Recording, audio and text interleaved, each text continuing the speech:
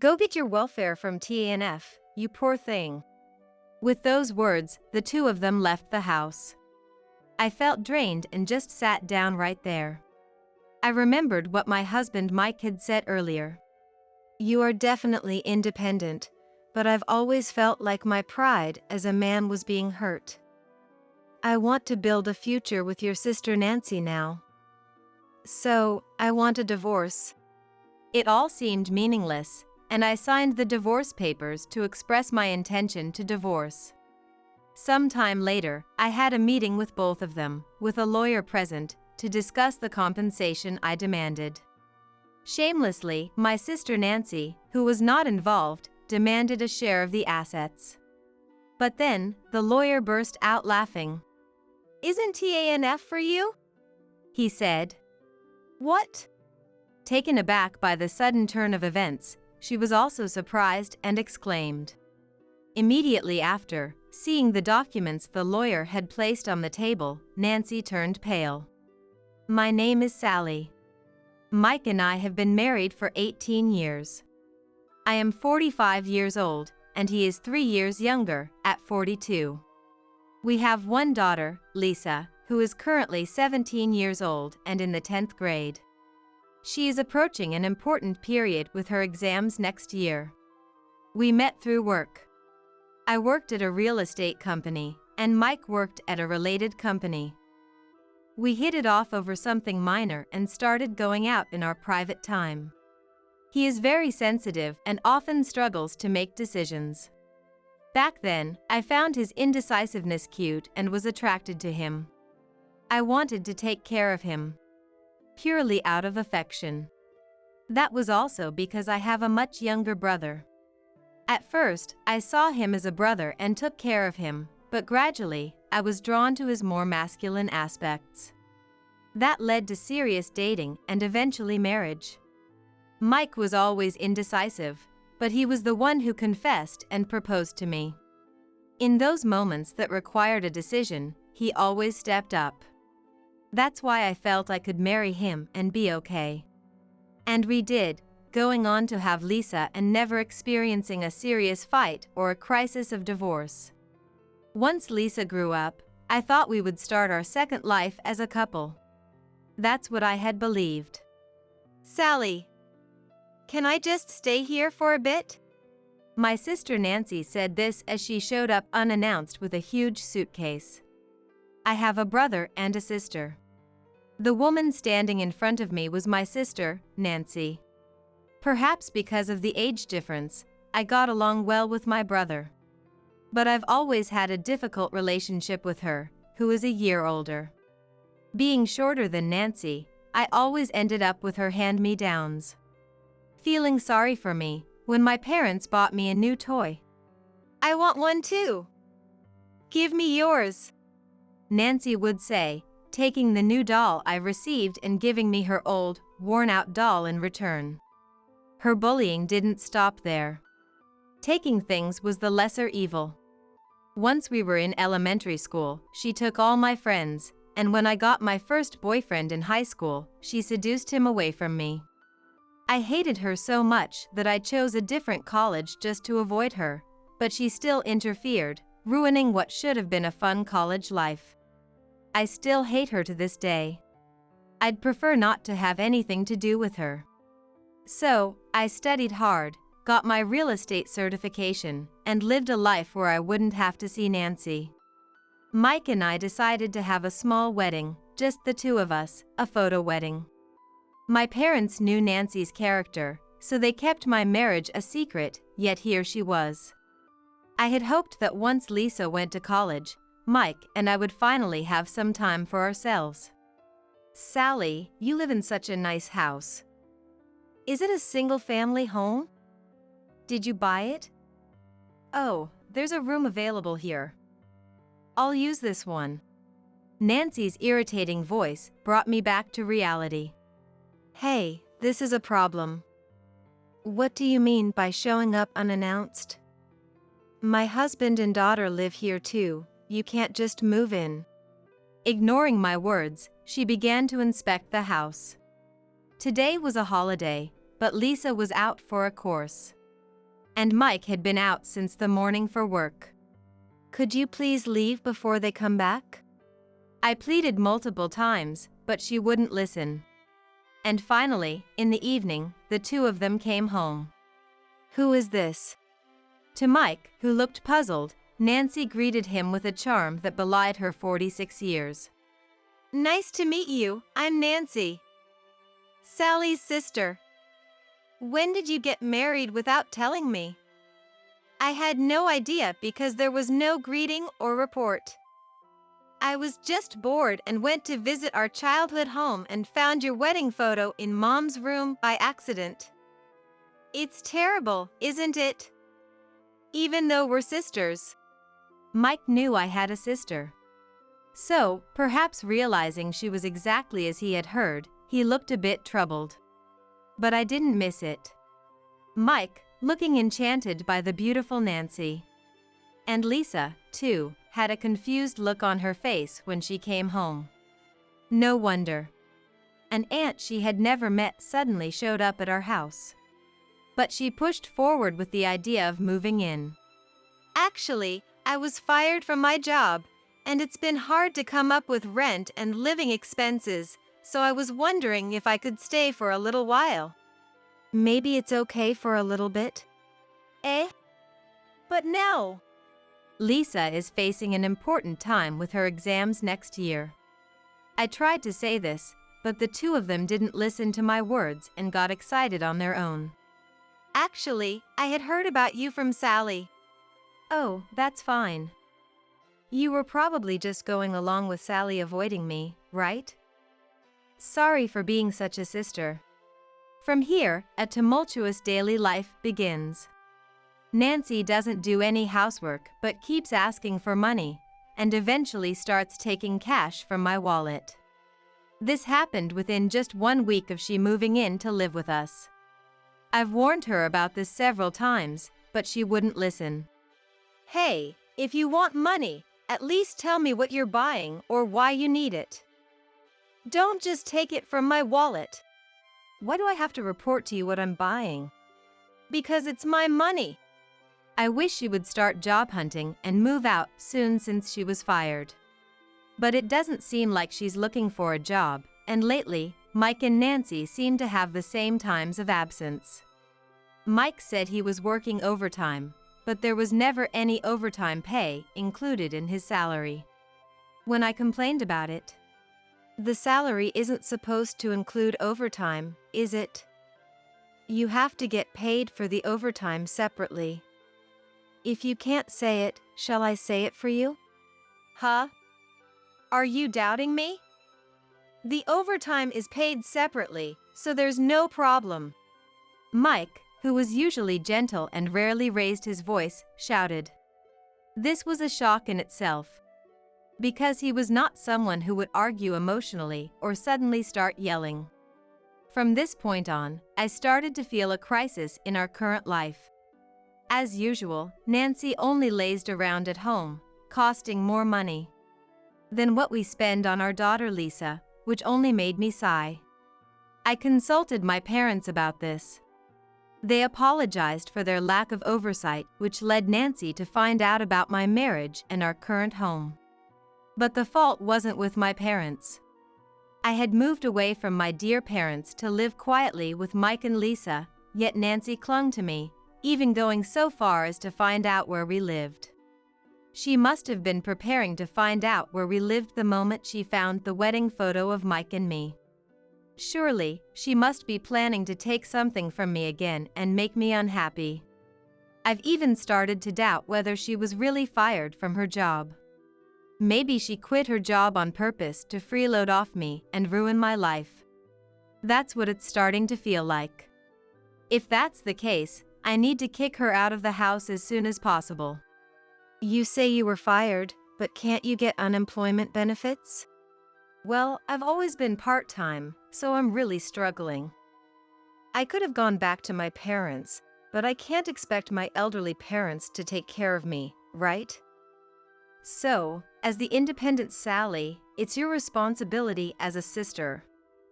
That's just common sense. Faced with such nonsensical remarks, I was at a loss for words.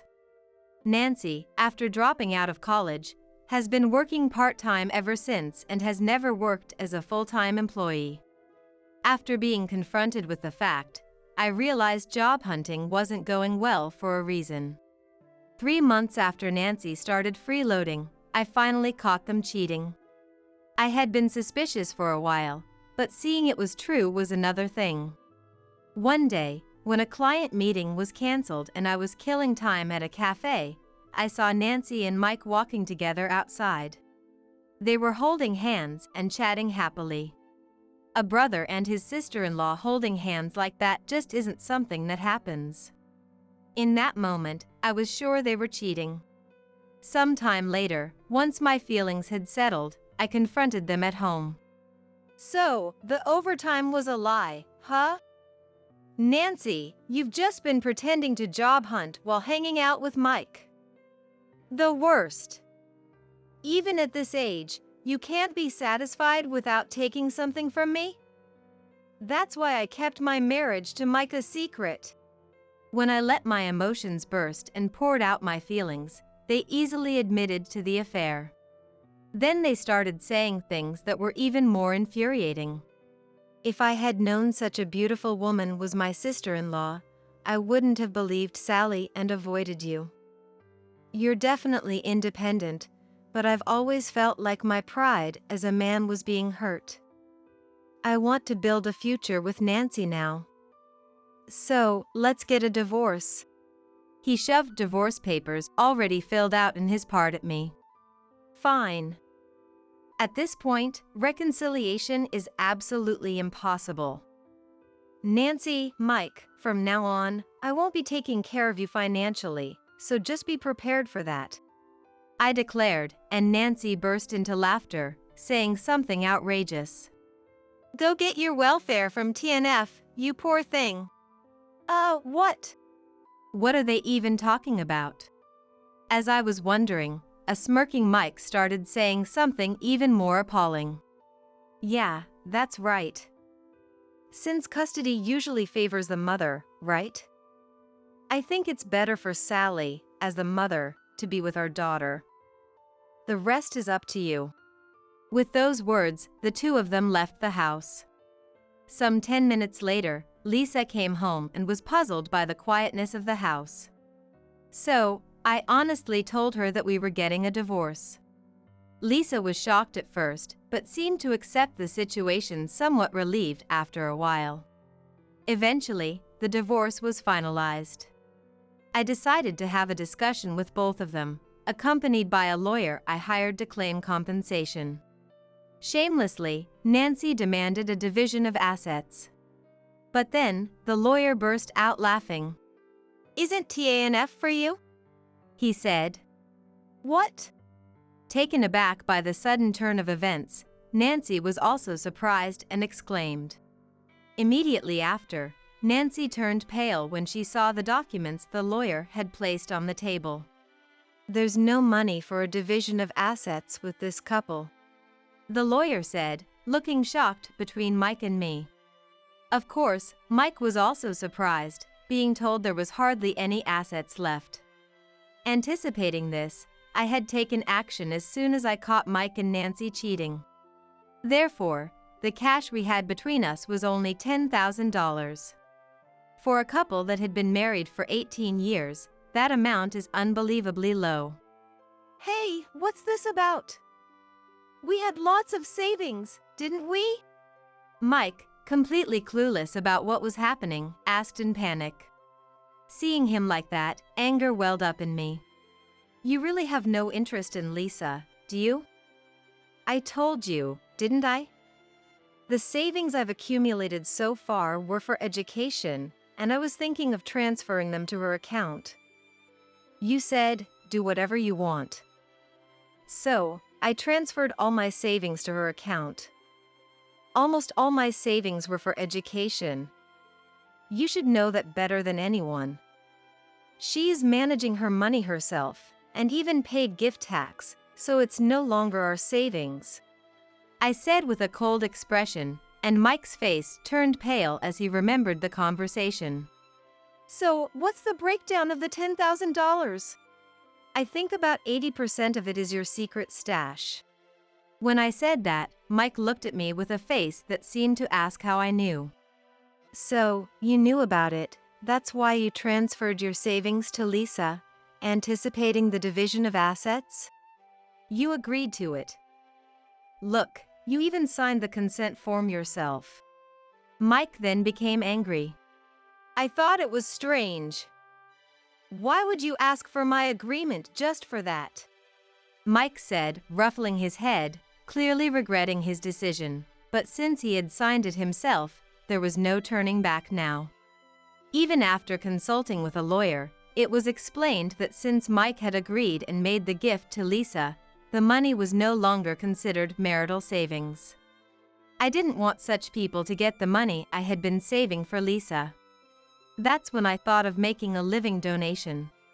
Hearing this, Nancy looked stunned but managed to say to Mike, "Hey, you said we had plenty of savings. Weren't we supposed to live a luxurious life? Dividing $10,000 isn't going to amount to much. Why didn't you realize her intentions sooner?" She blamed Mike, but he just looked away and remained silent. He had a small salary and was burdened with a substantial amount of student loans, so for a while after getting married, he hardly contributed to the living expenses. But that was agreed upon.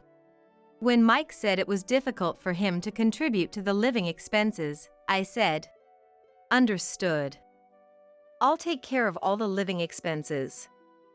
So could you focus on saving as much as possible for our future?" So, for over a decade since I took over all the living expenses, I thought Mike had been able to save at least $100,000 or more, but in reality, it was only about $10,000. I had thought saving would be easy since he didn't have to pay for living expenses, but he was splurging behind my back. I found out the savings amount when I saw Mike's banking app and felt betrayed, though I hoped maybe he had saved properly in another account. But that hope was also betrayed, and since I had divorced him, it didn't matter anymore.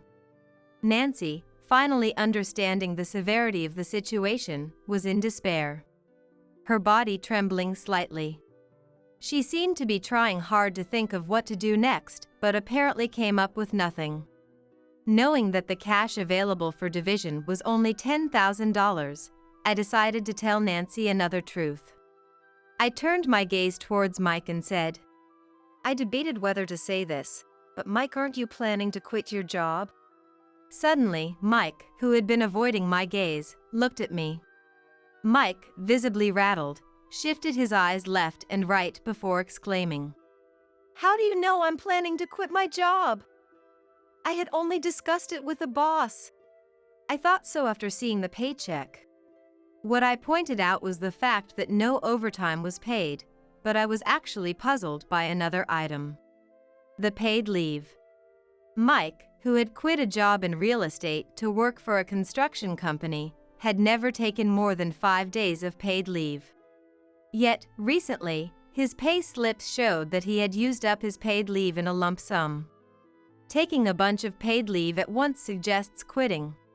Since then, I had been suspicious of their affair and thought maybe Mike planned to quit his job after divorcing me, thinking he would get a substantial amount of assets. That he would actually go through with such an overly optimistic plan made me sigh. You were my husband at one point. You should know what kind of work I do and how much wealth I've built up. To rely on that for an affair and to choose to quit is really short-sighted." As I said this, Mike's face turned red. The lawyer's mention of TANF to Nancy meant, in essence, that if both of them were unemployed, that's where they'd end up without jobs. Faced with another fact, Nancy was panicked but soon shouted as if she had realized something. "Wait. If you can prepare for Lisa's college tuition and cover living expenses by yourself, there must be something fishy. I got it. You're hiding assets, aren't you? That's it. Come on, confess already." Hearing Nancy's words, Mike also seemed to have a realization. That's right. Nancy, actually, Sally owns a lot of real estate, so we have to divide that as property. That was close, nearly got trapped. Real estate is a significant asset, so we need to split it evenly. You've been acting all high and mighty, but you're using underhanded tactics too. As I watched the two of them laughing, the lawyer finally couldn't help but laugh. The moment became tense. The lawyer cleared his throat and began to speak matter-of-factly. If you're going to talk about property division, you should study more. Mike, as the ex-husband, should know that Sally owns real estate as a business and is making a profit. A corporation and an individual are separate. Her company is her separate property and cannot be divided. Realizing the lawyer was correct, the two of them blushed and froze. The lawyer continued. Typical assets would include cars, houses, cash, and savings. Furthermore, Mike and Nancy have essentially admitted to the affair. So, Sally can claim compensation from you both. We'll claim $10,000 from Mike and $3,000 from Nancy. Their faces contorted at that. Isn't that too much? It was just a few months' affair. Right. Normally, it wouldn't cost $10,000, would it? They started making excuses. But I immediately countered. Oh, who decided that? Market rates are just that, rates. You took paid leave to date Nancy, and Nancy didn't seriously job hunt but played with my money.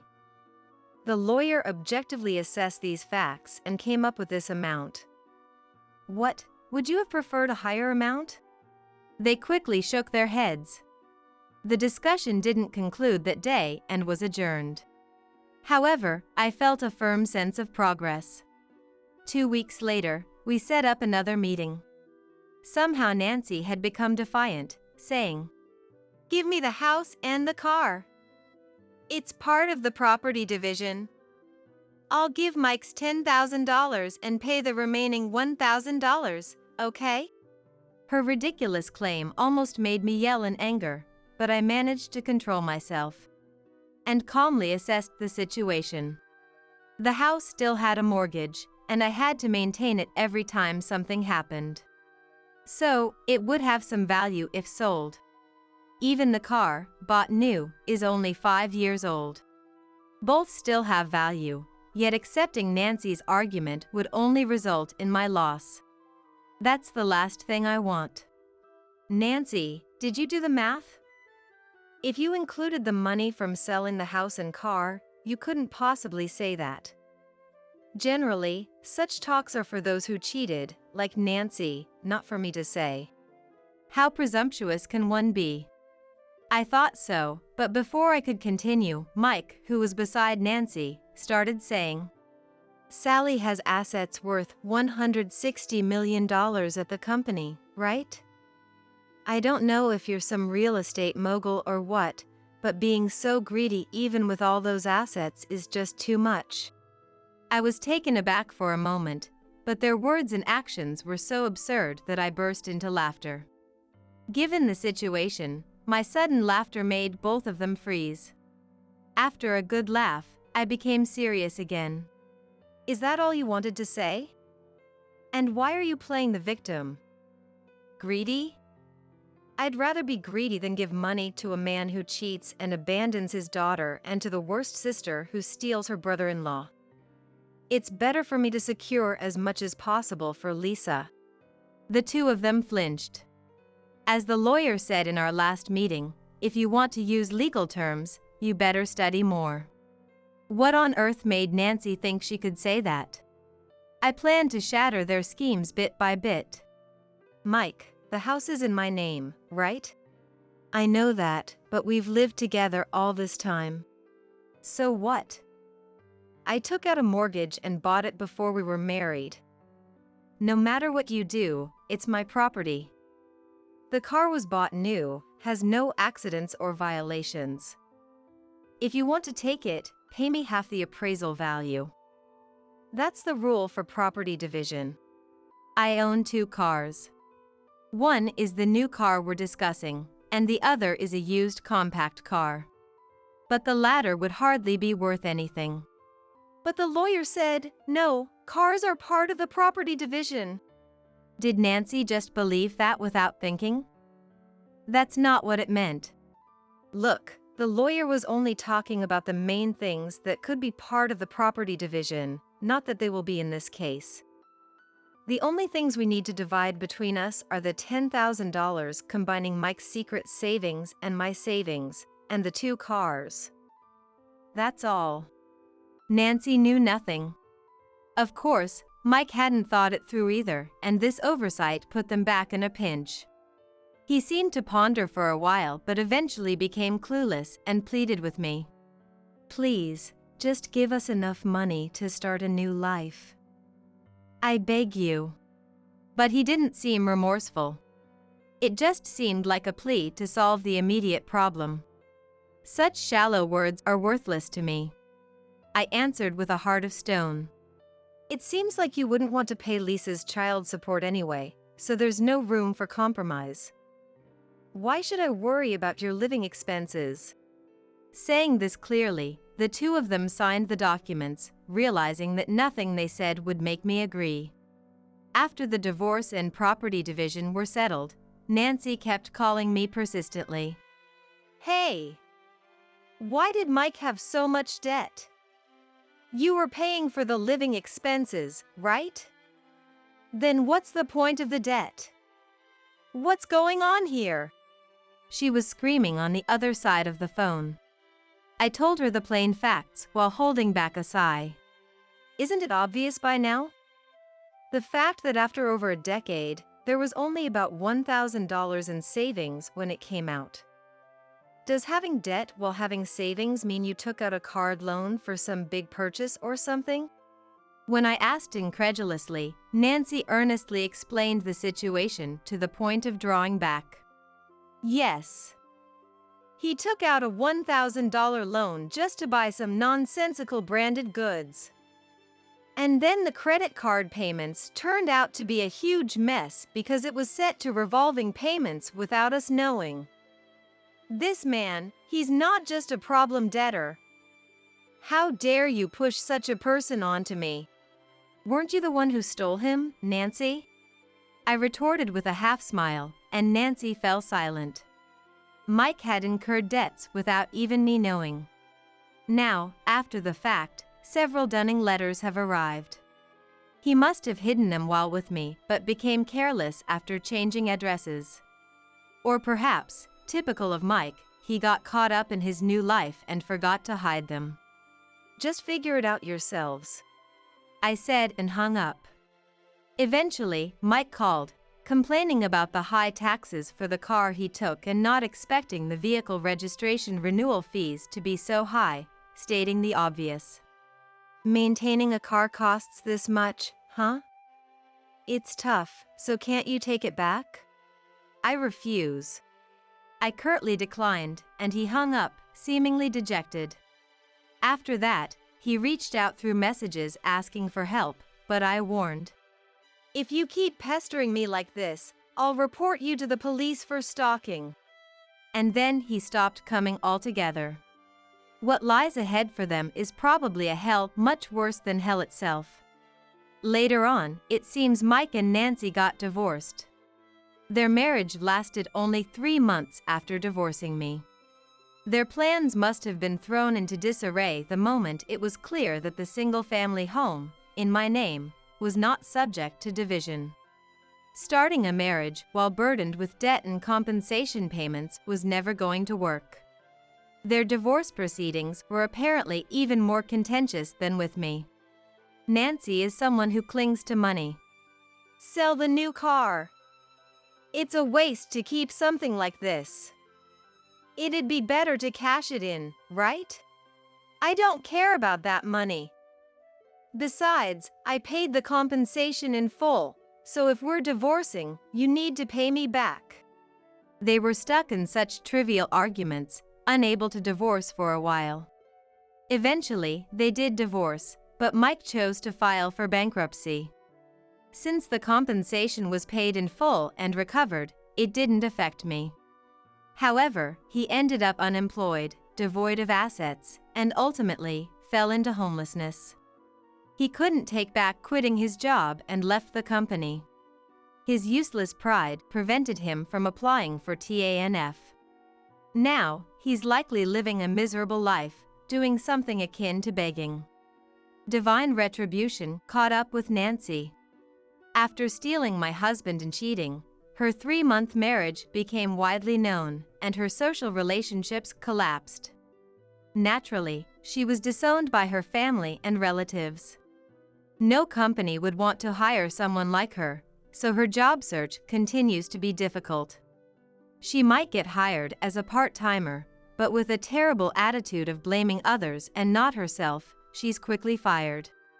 The lawyer's words that TANF is for you became a reality, and now Nancy is desperately trying to receive TANF. But because she continues to hold on to anything that might be worth money, she hasn't been able to receive TANF and was evicted from her apartment, ending up like Mike. Trampling not only on my feelings but also on Lisa's, such punishment is only natural.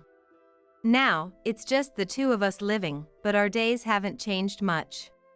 Mike, who never did anything for Lisa yet always complained, telling her to study or go to a good university, is gone, and Lisa says she feels refreshed.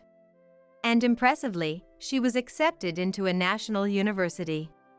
Seeing Lisa about to become a college student this fall, I am once again moved. Work keeps me very busy in a good way, and though I'm nearly 46, I'm still in good health. I think to myself that I must keep working harder.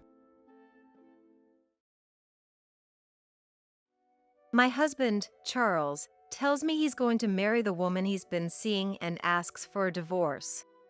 Let's not waste time with property division, just leave quickly. Sharon taunts me, as if she's relishing in my misery. Donald, too, is infatuated with a woman he met at a bar. They don't want to live with me. I'll leave, just as you wish. But before that, I'll give you a piece of my mind. My name is Joy Lynn. Named with the hope of being blessed with much joy, Joy and Joy Lynn, I am a 50-year-old woman whose life hasn't been as joyful as I'd hoped. But now my days are filled with happiness, so I can look back and laugh at the past. Let me take you back to when I was 35. I was about to celebrate my 10th wedding anniversary with Charles.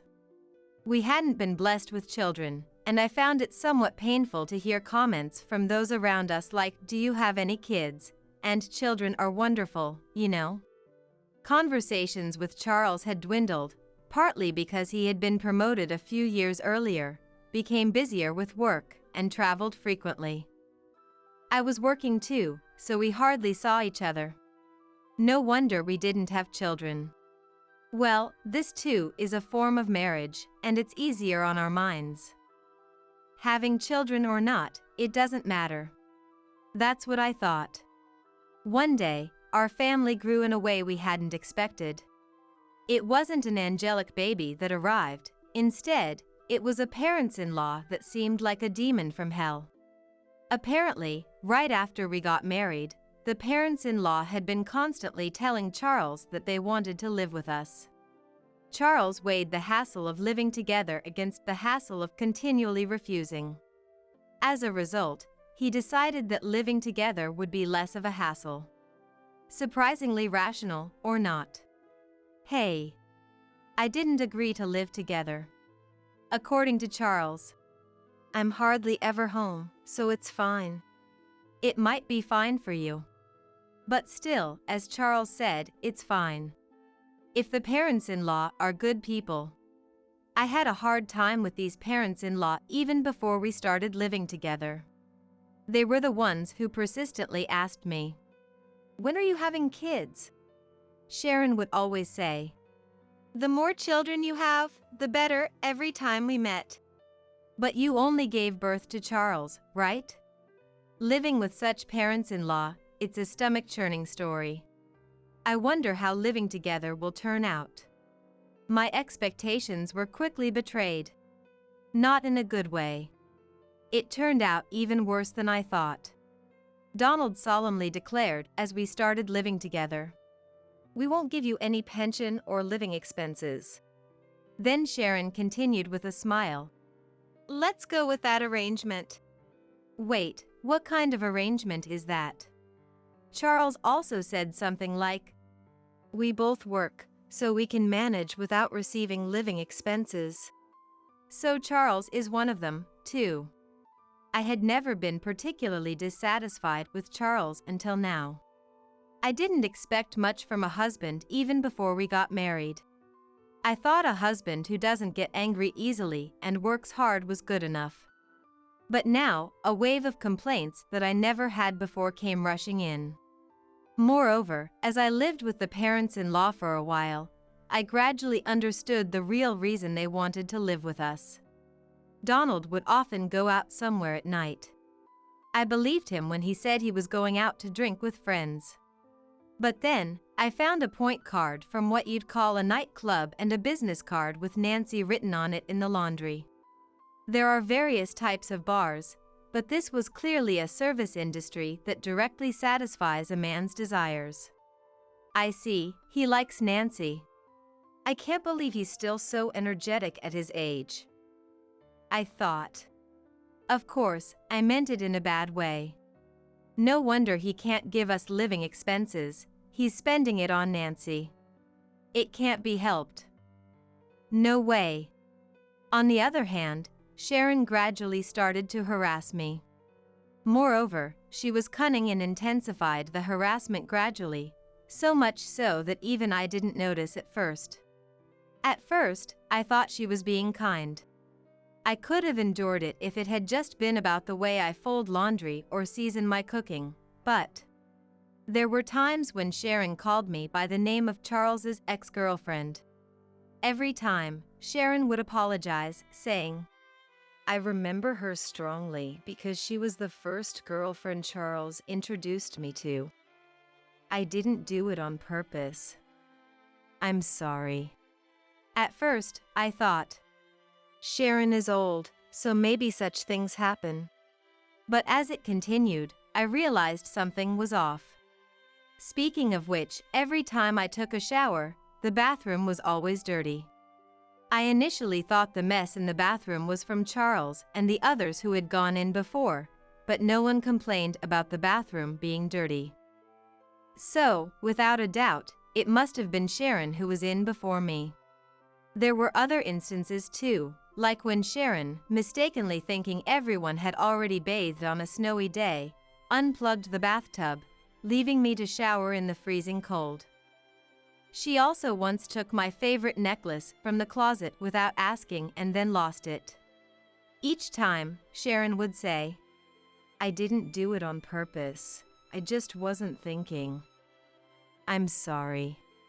While it's possible to accidentally shower or call someone by the wrong name, taking jewelry without permission is not something that can be brushed off as a mere oversight.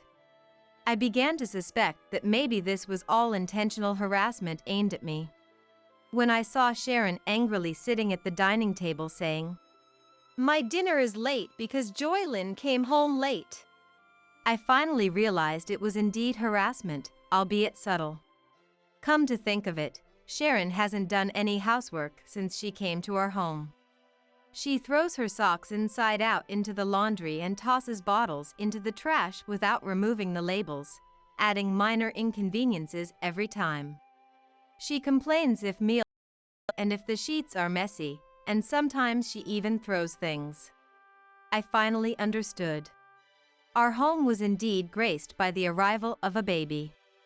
2 of them, in fact, both big and delightfully stubborn.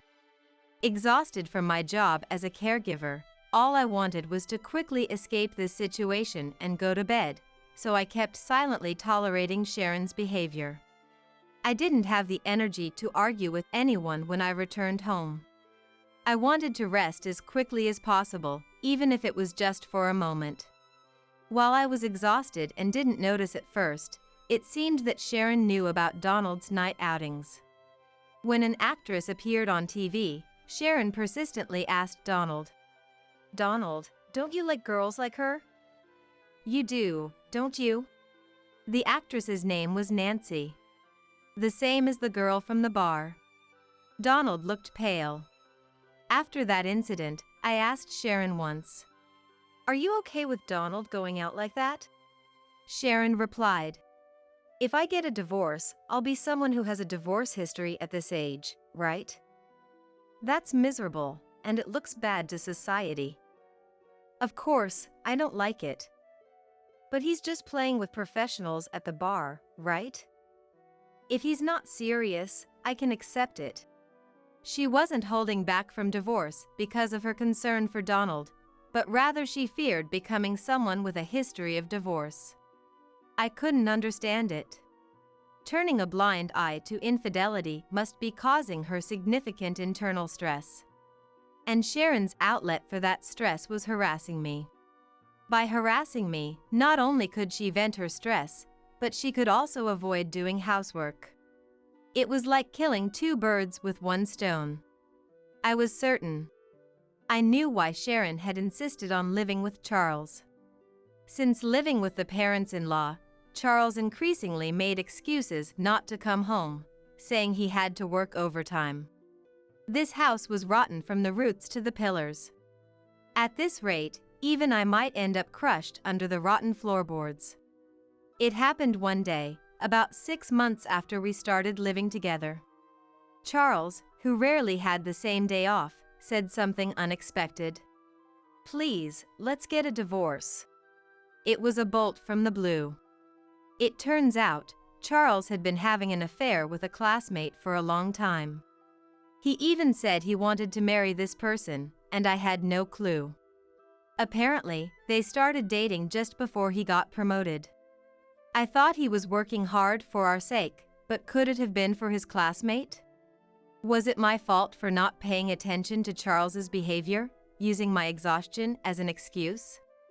I thought affairs only happened on TV and to people like Donald. No, maybe it's natural for Charles to cheat, given that Donald does it too. "Once this house is ready, my girlfriend and I are moving in. You can take your things and leave," Charles declared. Sharon asked, "What's going to happen to us?" "You can stay, my girlfriend doesn't mind sharing," Charles responded. "What a nice girl. Joylyn, don't let her get away with it if she asks for property division. We're going to use this house and everything in it." Donald chimed in. "Yeah, she's really a good girl.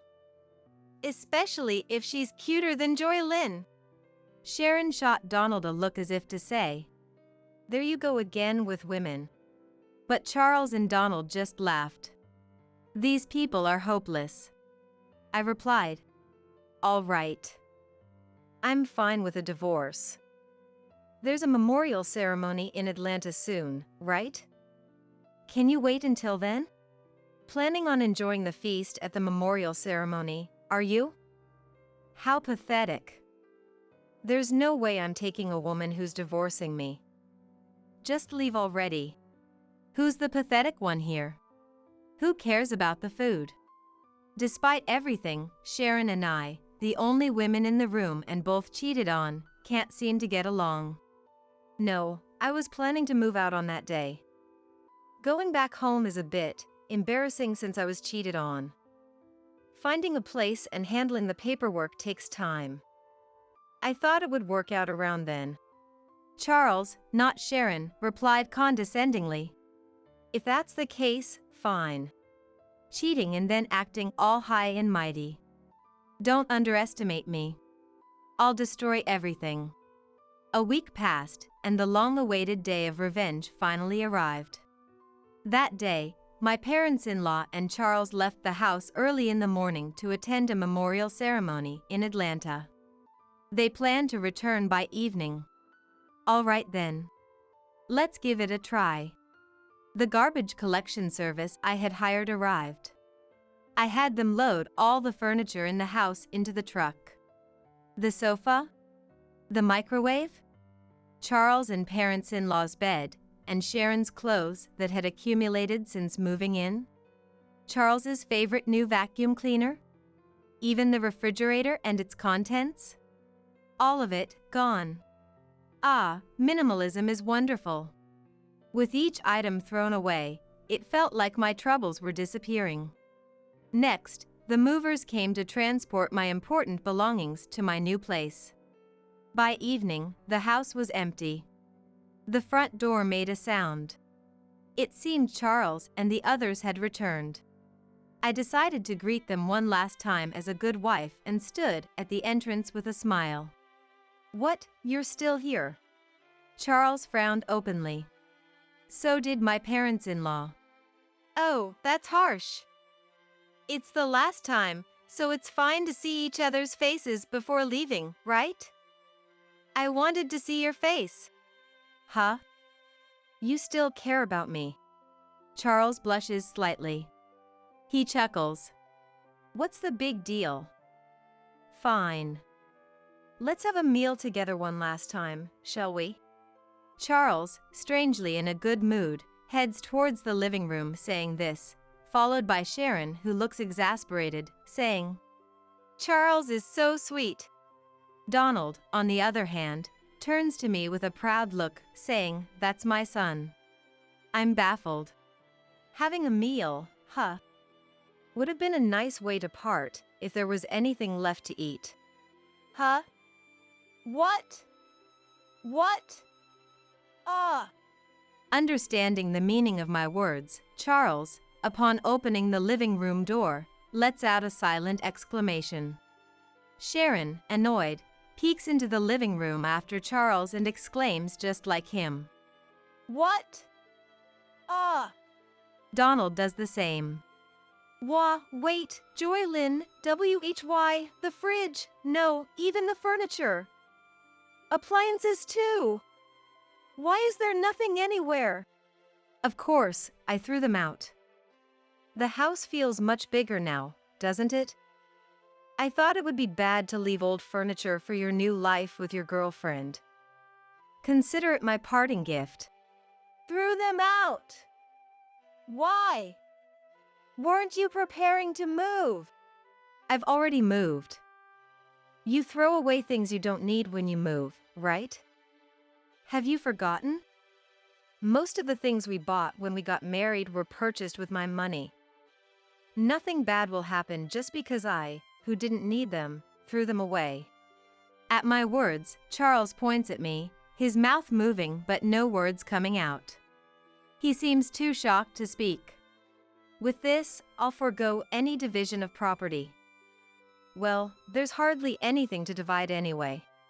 Sharon, furious at my smile, says, "What have you done?" I'll return that phrase to your foolish son. There are limits to indecency, like cheating while having a wife and then saying to leave because you're remarrying. Wasn't your upbringing at fault? How could you speak to me like that? You are such a terrible daughter-in-law. Do you still consider yourself my mother-in-law? To me, you're just another old lady. I speak with a malicious smile, and Sharon mutters, "So ungracious." Shaking with anger. It's a secret that seeing Sharon angry is starting to be a bit fun. Don't you remember? If I ask for a division of this house, you can't refuse, can you?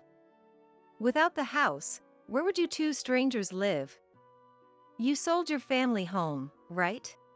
Yes, the PILs had sold their house when they moved in with us. We won't need it anymore, they had said. So, this house was absolutely necessary for them. They sided with their son's affair over his wife, probably thinking, as long as there's a house with a housemaid, anything goes. Hearing my words, perhaps feeling rushed, Donald intervenes. Well, let's settle this amicably, pretending to be a good person. Yes, let's do that. Let's proceed calmly, just like the old just like Donald suggests. Exactly, you know what I'm talking about, Joylyn. Of course.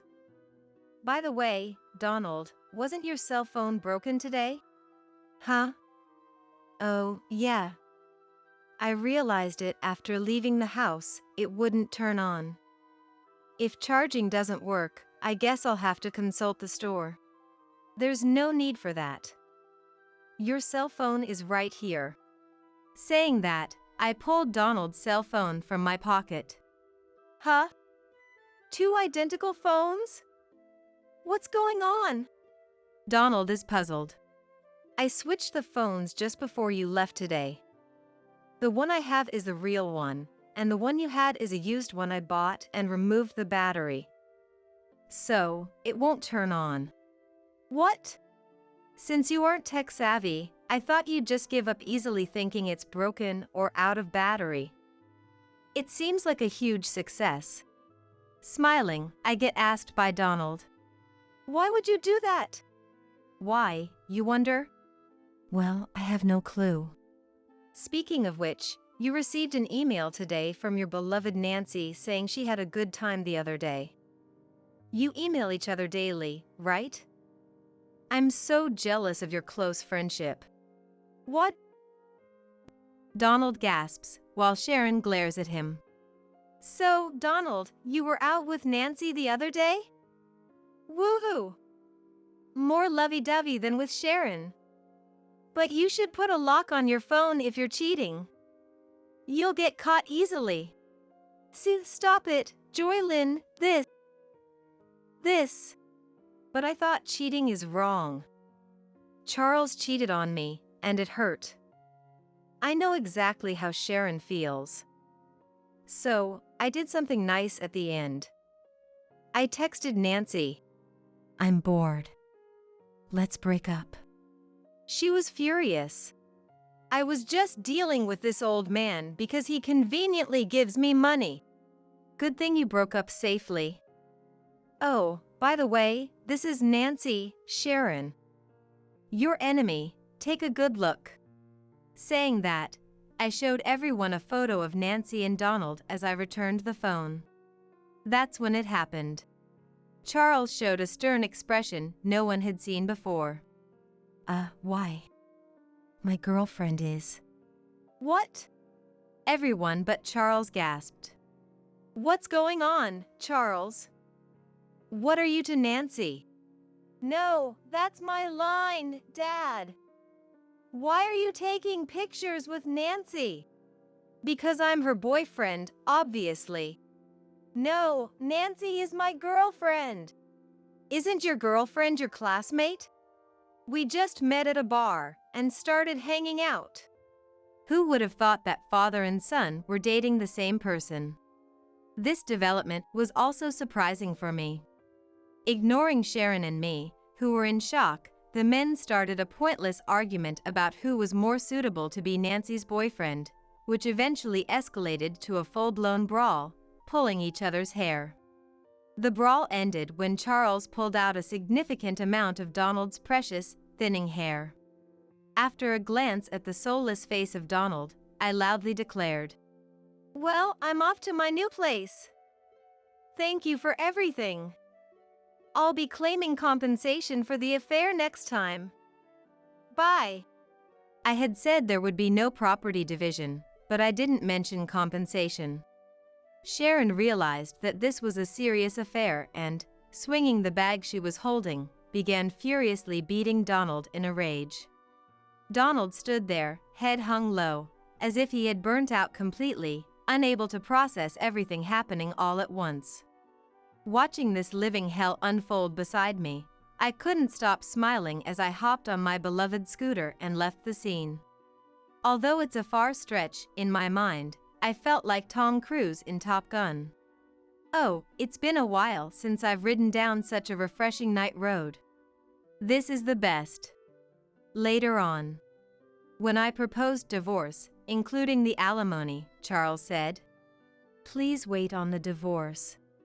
It seems that Sharon is also considering divorce, and there is a possibility that everyone might lose their homes or their circumstances might change, so he wants to save as much money as possible.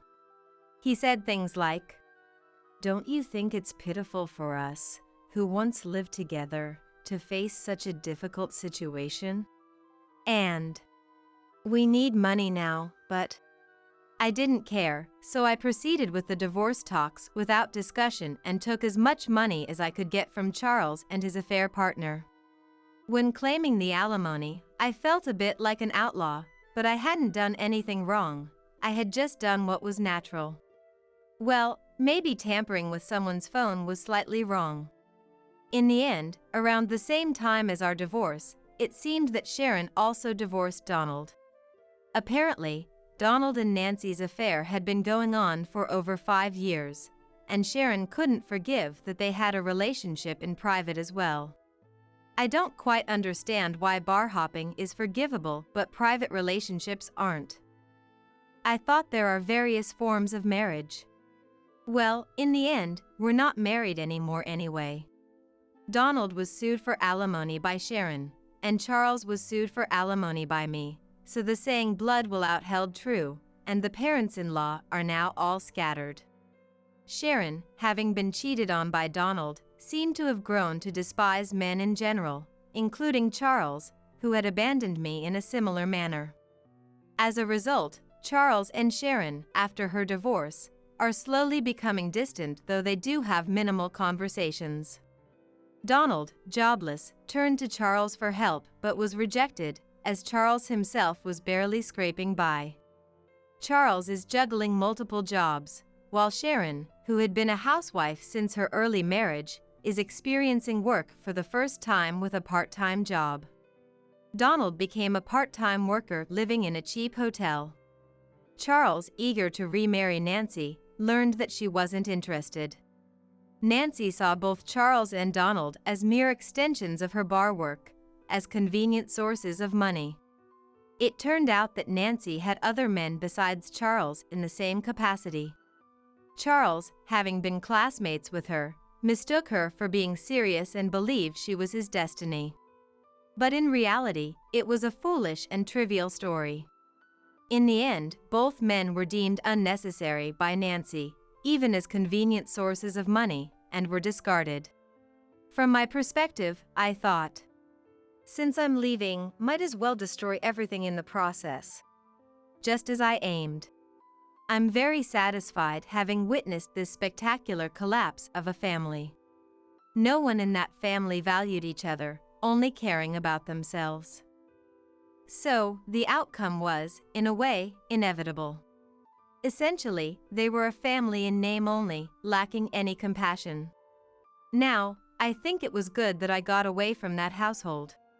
On the other hand, while I still come home exhausted from work every day, living alone has freed up my time as I no longer need to allocate it for someone else. I have more freedom than when I was married. Back when I was married, I hardly had time to meet my college friends, but now I can travel with them on my days off and even have time for my hobbies. In college, I was part of the choir, so I decided to join a karaoke club. It seems that one can continue to improve in music, no matter the age. I consistently win at the club's competitions and even earn cash prizes. Thanks to that, my wallet is always warmly filled. Hee hee. At the facility where I work, my colleagues suggested hosting a karaoke recreation event since I'm good at it, and it was a huge hit. I received many compliments like "you're so good," and was thrilled to bring smiles to the residents through my personal hobby, something I hadn't expected. By the way, my go-to performances are Unchained Melody and My Heart Will Go On. The lyrics of older songs are just so wonderful. I don't really understand recent songs, but I guess I should study up. Though my days aren't glamorous, I'm surrounded by friendly colleagues, trustworthy friends, and kind residents who feel like family beyond work boundaries. Finally, it seems like I've become the Joylyn I was meant to be. From now on, I aim to be someone who not only receives joy, but also shares it with others. All right. Let's do our best at work today. I'll wholeheartedly celebrate the residents' birthdays. Being broke and useless is grounds for divorce. So said Matthew as he left the divorce papers on the table and walked out. I was left staring at those papers, dumbfounded, on my hospital bed. I had my suspicions for a while. But, to think he was actually cheating. And he's leaving me because I'm useless and can't earn money while hospitalized and because Alyson's pregnant? Mom? Startled, I looked up to find my precious son Harlan and my dad standing there. My dad looked at what I was holding and frowned. What are you going to do? There's only one thing to do. With some persuasion, I managed an early discharge and headed to the bank where Matthew works. My dad, who drove me there, cheered me on. You can do it. Then he dropped me off in front of the bank and drove away. As I entered the bank, Matthew, noticing me, frowned. Coincidentally, there were no other customers in front of Matthew. I approached him directly. I'm closing all the company accounts. What? Let's show him whose daughter he's angered. While Matthew turned pale, I couldn't help but smirk. I am Sabrina, a 32-year-old corporate executive and mother of one. I have a 7-year-old son named Harlan and my husband's name is Matthew. Matthew and I met at a party thrown by mutual friends during our college days.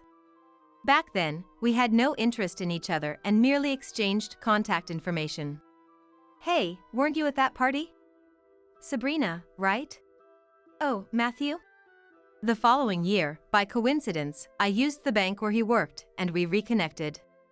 That led to us keeping in touch regularly and eventually started dating. After I got pregnant with Harlan, we got married. Matthew was known for his serious and meticulous work, which made my friends envy that I had him as my husband. I, too, was happy to have married him. Mom, why does this become this? Hold on a sec. I don't know that much myself, so I'll look into it. Okay. Harlan, perhaps inheriting traits from Matthew, is studious and curious. He's always asking questions, which keeps me on my toes with my own studies. What's this? Why? Surprisingly, Harlan's admiration is not for Matthew but for my dad. My mother passed away from illness, and my dad, despite his busy work life, raised me as a single parent. I'm sorry, but it's hard to get along with your dad. Well, it can't be helped, but don't say that to him. He's quite sensitive about it. No way, I could. My dad is a kind man but looks intimidating and somewhat scary. Matthew is also not comfortable around him due to his appearance. My dad, aware of this, has always tried not to interfere too much. Thus, our life was peaceful at the beginning, a life that seemed full of promise. But that changed drastically after we got married. Hey! Where did you put my mobile phone? Don't say it like I'm responsible for it. Isn't it still on the charger? Right after waking up, Matthew would ask grumpily. Indeed, his mobile phone was where he left it charging the night before. No apologies or thanks from him, just a click of his tongue, which irritated me. Matthew changed after we got married. And whenever he had the chance, he would say this. I'm an elite banker. Thanks to me, you're living a comfortable life. Yet Matthew doesn't contribute financially at home. He spends his entire salary on himself, yet acts as if he's supporting the household. In reality, I'm the one supporting our family. I pay for all the utilities and groceries. Hey! What's with these new clothes? They're for Harlan. He's outgrown his old ones. Don't spend my money on luxuries. I'm paying with my own salary. I don't even have access to your account. Yet, if I take Harlan out for a meal or buy new clothes, he immediately complains. He seems to dislike any form of luxury, no matter how small. On the other hand, my dad is the type of person who's willing to spend money for our sake. The apartment you're in now is too small, right?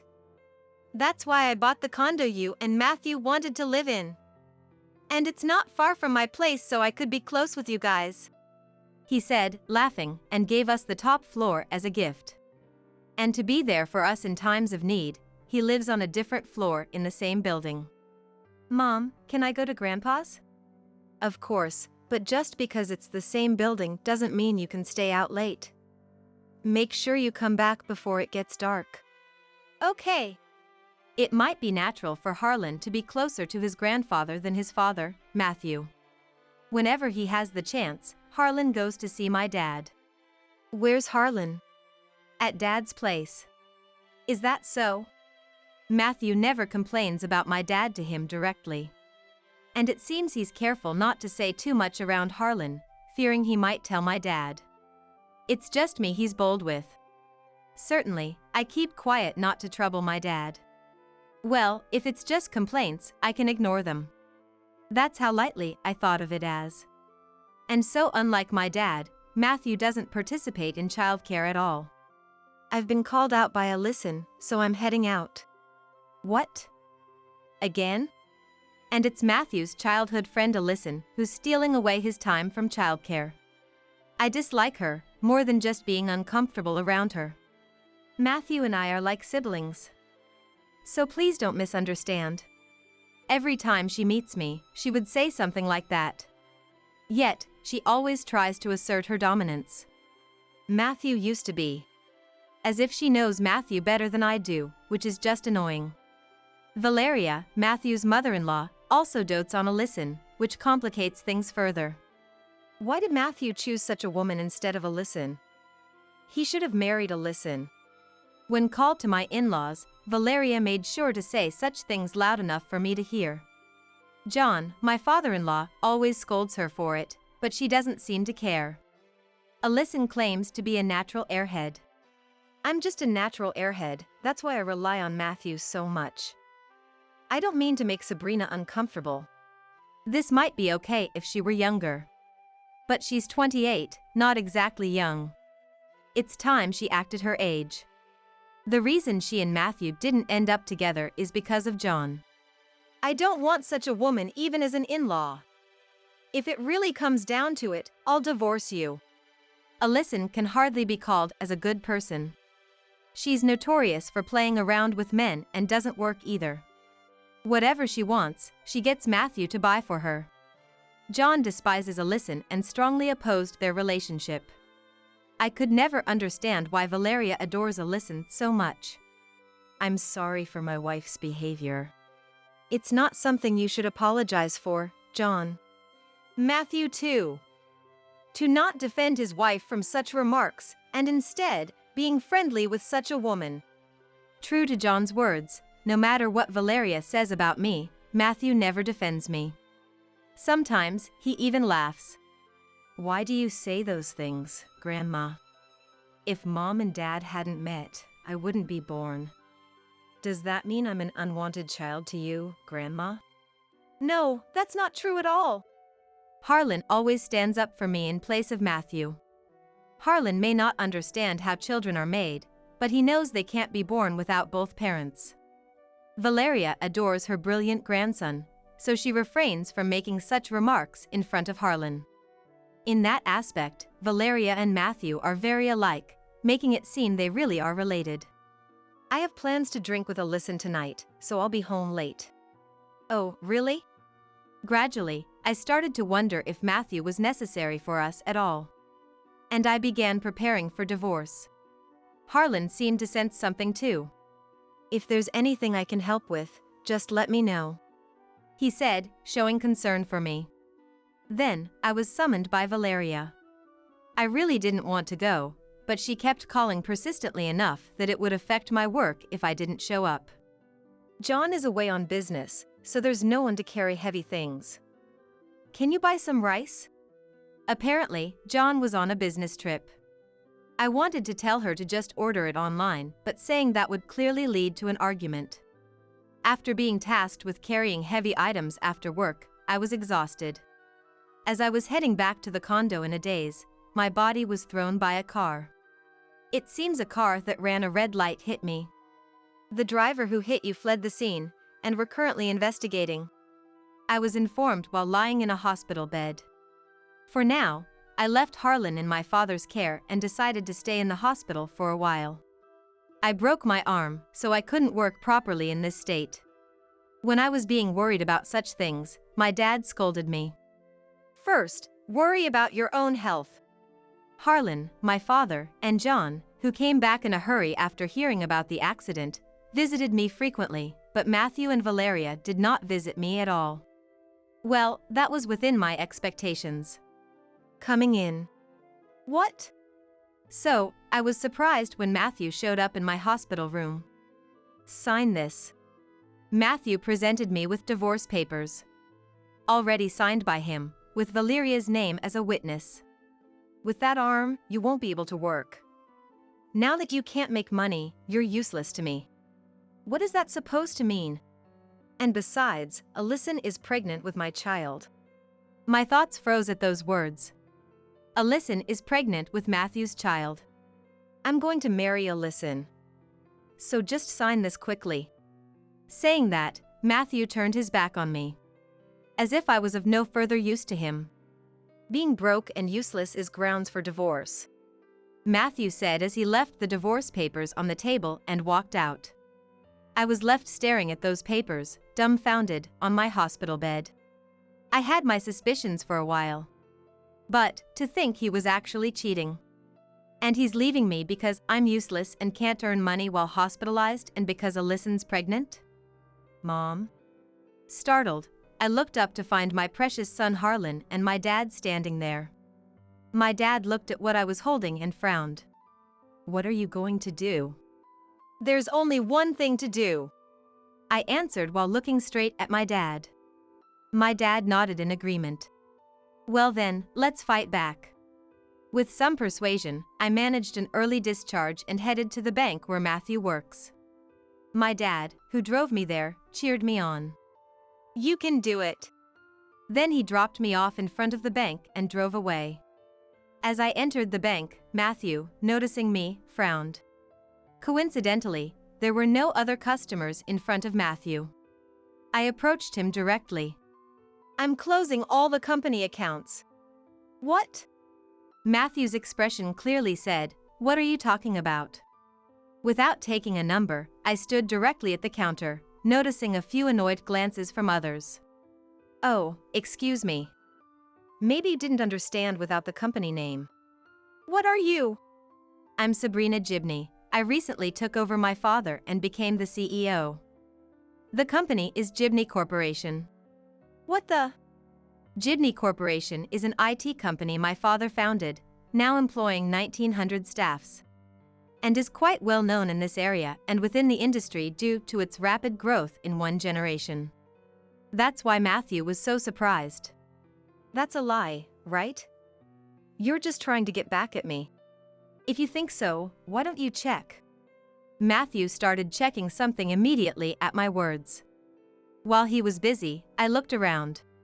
Having mentioned the company name, the surrounding people were now paying attention to us. Oh my God, what? No way. It seemed he had confirmed it. Matthew looked up at me hesitantly. You're really from that Gibney Corporation? Let's show him whose daughter he has angered. Contrary to Matthew's pale face, I smirked unpleasantly. That's right, so please proceed with the cancellation quickly. Wait, if you cancel all at once like this. By the way, my father is quite angry about this matter as well. Quickly pack your things and leave the apartment. What? Why should I be the one to leave? It seems Matthew had forgotten that the apartment was purchased by my father, and the ownership was in my father's name. Otherwise, he wouldn't have brought Alyson in while I was hospitalized and still be living there. Forgot? That apartment was bought by my father, the former president. You haven't contributed any money, let alone for living expenses. You've been spending everything on your childhood friend and mistress, Alyson. In fact, you've been living on my salary. Who do you think has been supporting your lifestyle? Well, about that. And now, because she's pregnant, you expect me to hand over the apartment to you and your mistress? How much more do you intend to insult me? I made sure to speak loudly enough for those around to hear. And of course, Matthew was flustered. After all, he's known for being serious. That he, of all people, wouldn't contribute financially at home and was cheating with a childhood friend.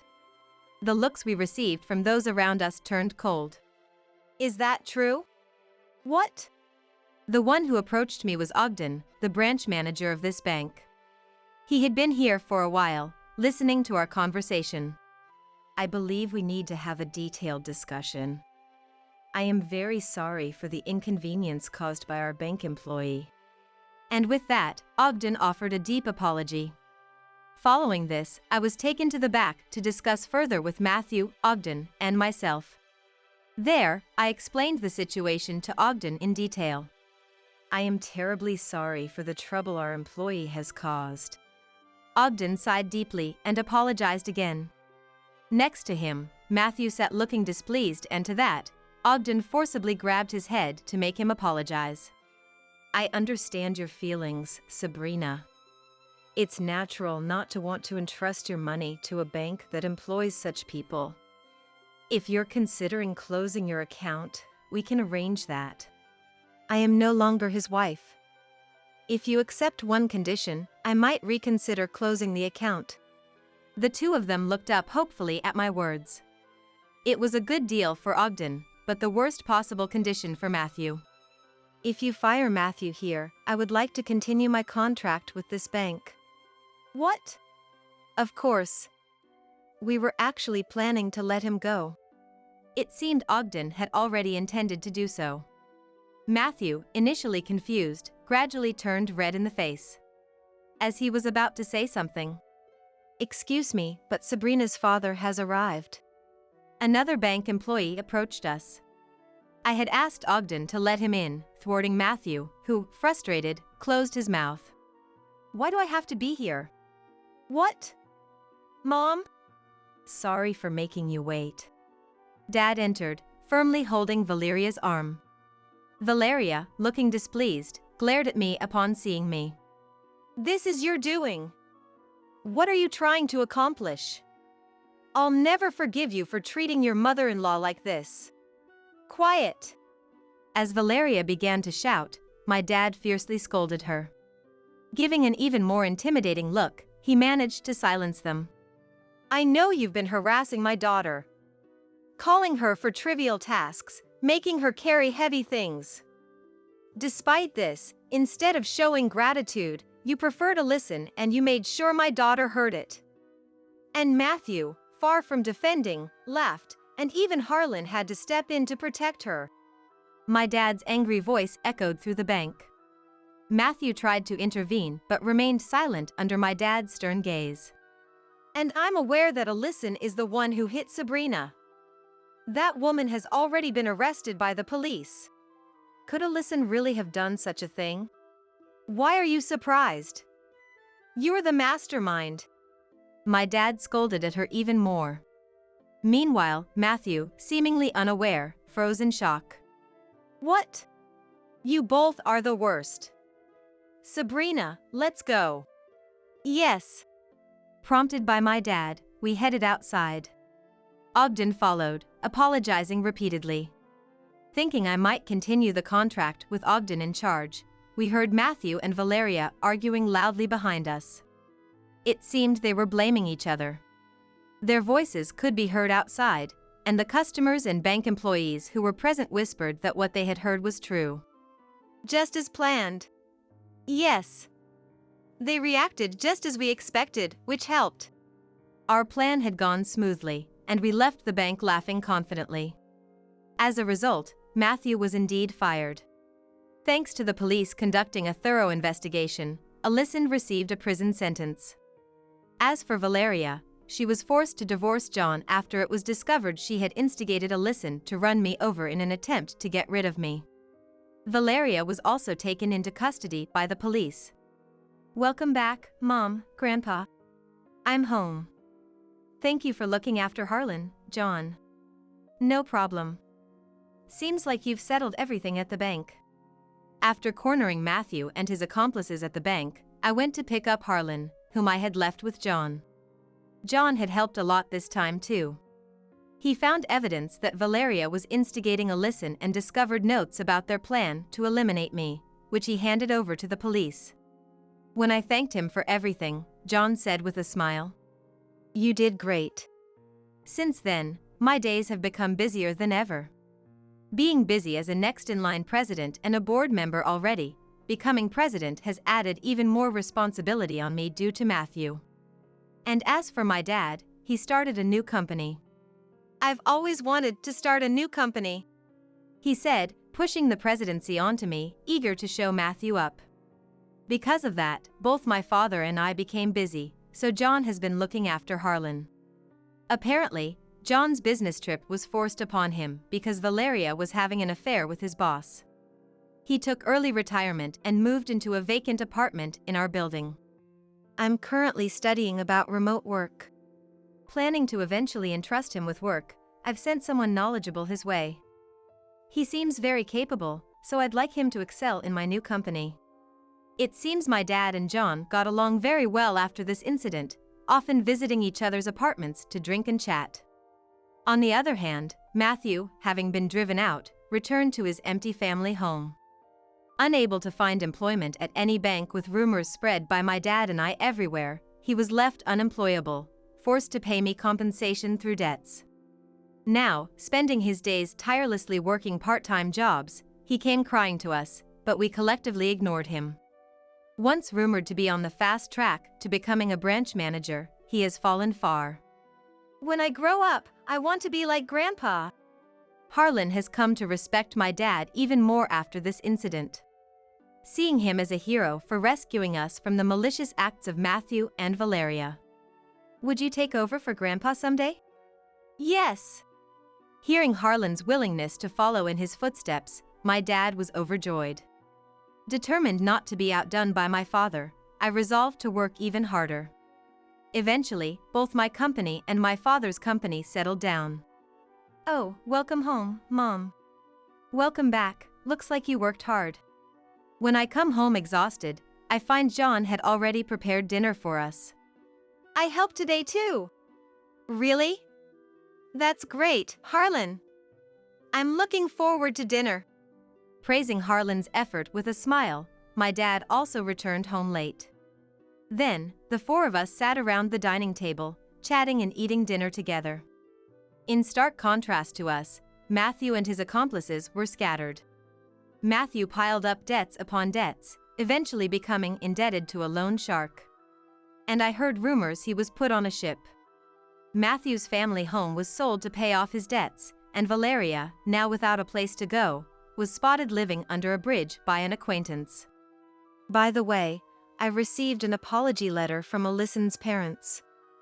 They're good people, I hope you'll read it.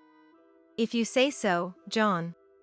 According to the letter from Alyson's parents, she gave birth in prison. They took the child in, and after Alyson's release, they moved away to ensure she wouldn't rely on them. The letter contained deep apologies to me. Alyson's parents seem like very good people. I sincerely hope the child grows up to resemble their grandparents rather than their parents. Nonetheless, Alyson too has lost a place to return to. I hope she reflects on her sins in her solitude. Time passed by and it had been 10 years since the divorce. We've grown without being troubled by Matthew. Did I even have a dad? Apparently, he vaguely remembers Matthew's existence but considers irrelevant to his life. And I too have completely forgotten about his existence. I've decided to take over Grandpa's company after all. If that's what you've decided, I won't object. Harlan chose to inherit my dad's company, which was originally a company making toys. Starting as an ordinary employee, Harlan is valued for his constant flow of ideas. Maybe it's time to leave the company in Harlan's hands. My dad would say so in a laugh. Once he hands over the company to Harlan, he plans to live a quiet life in the countryside. I'm also finding a successor and teaching them my job earnestly. Once they've grown enough, I too might consider early retirement and start a new path. With that thought of future in mind, I will continue to work as the CEO. Mom's been in an accident and taken to the hospital. Please, can you drive me there? I pleaded with my husband, tears streaming down my face. I had just received word that my mother was in a critical condition, unconscious after a traffic accident. However, upon hearing the situation, my husband responded, "I can't, I'm off to a company trip now," bluntly refusing my desperate request. Even as I persisted, he mocked me, saying, "The trip is more important to me. Visiting someone else's mother in the hospital is a waste of time. I'm definitely not going. My name is Jane. I'm 29 years old. My husband, Ben, who is a year older than me, and I got married 2 years ago, both of us working full-time. We met in the same university club. Although the club had many members and it was hard to talk to everyone, we ended up sitting next to each other at a drinking party one day, which led to us becoming close. We also discovered that we both were only children who grew up in single-mother households after losing our fathers early, which quickly brought us closer together. We started going out more and naturally progressed to dating. When we both became comfortable in our jobs as working adults, Ben proposed. Neither of us is currently thinking about children since we're both focused on our careers. However, we do want them eventually and have talked about buying a detached house when the time comes, shortly after getting married. Currently, we're renting an apartment and live close to both of our parents' homes. Since both our fathers have passed away, our mothers, Sarah and my mother-in-law Mary, live alone but have become very good friends. Their similar experiences of not remarrying and raising a child on their own seem to click. And since our family meeting, they've developed a friendship like no other, often meeting for tea or traveling together. I never expected them to get along so well, but seeing my mother happy with Mary makes me glad they met. Mary is also very fond of me, and we have a good relationship. However, Ben isn't too thrilled that Mary seems to prioritize my mother over him. He has quite the mama's boy trait. I knew from his behavior even before we got married how much he cherished his mother, which I understood, coming from a single-mother household myself. But shortly after we started living together post-marriage, I discovered his true nature. One holiday, I received a message from my mom with a photo attached, saying she was having lunch with Mary. Having lunch with Mary now? I read the message, accompanied by a photo of the two of them smiling, which naturally brought a smile to my face too. "Hey, Ben. Looks like Mary and my mom are having lunch. Look, she sent a photo," I said, showing the image to Ben, who was at home at the time. However, his mood soured immediately upon seeing it, and he clicked his tongue in annoyance. "What's this? Some kind of spite against me? Huh? What are you talking about?" At that time, I hadn't realized Ben disliked my mother.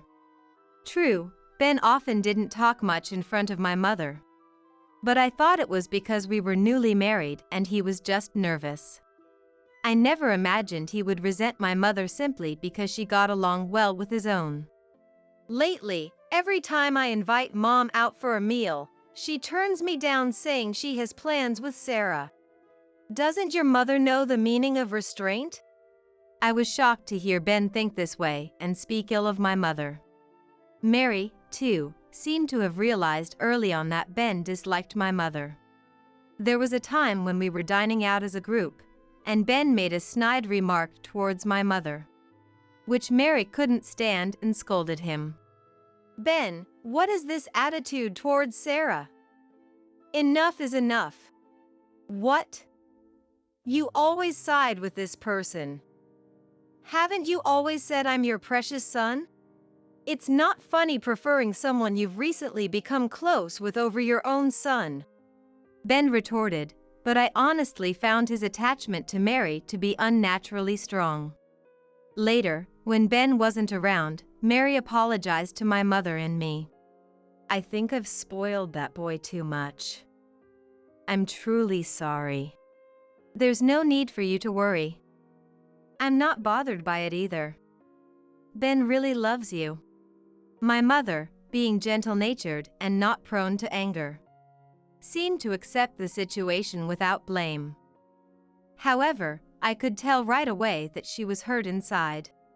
And Ben, without considering my mother's feelings, progressively worsened his behavior over time.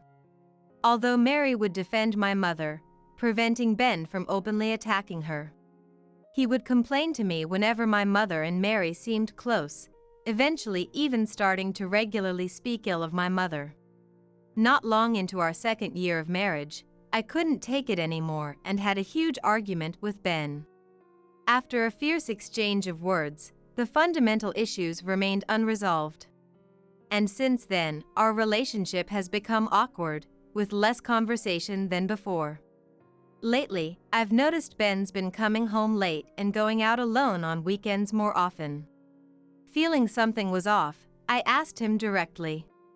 "Work's been busy.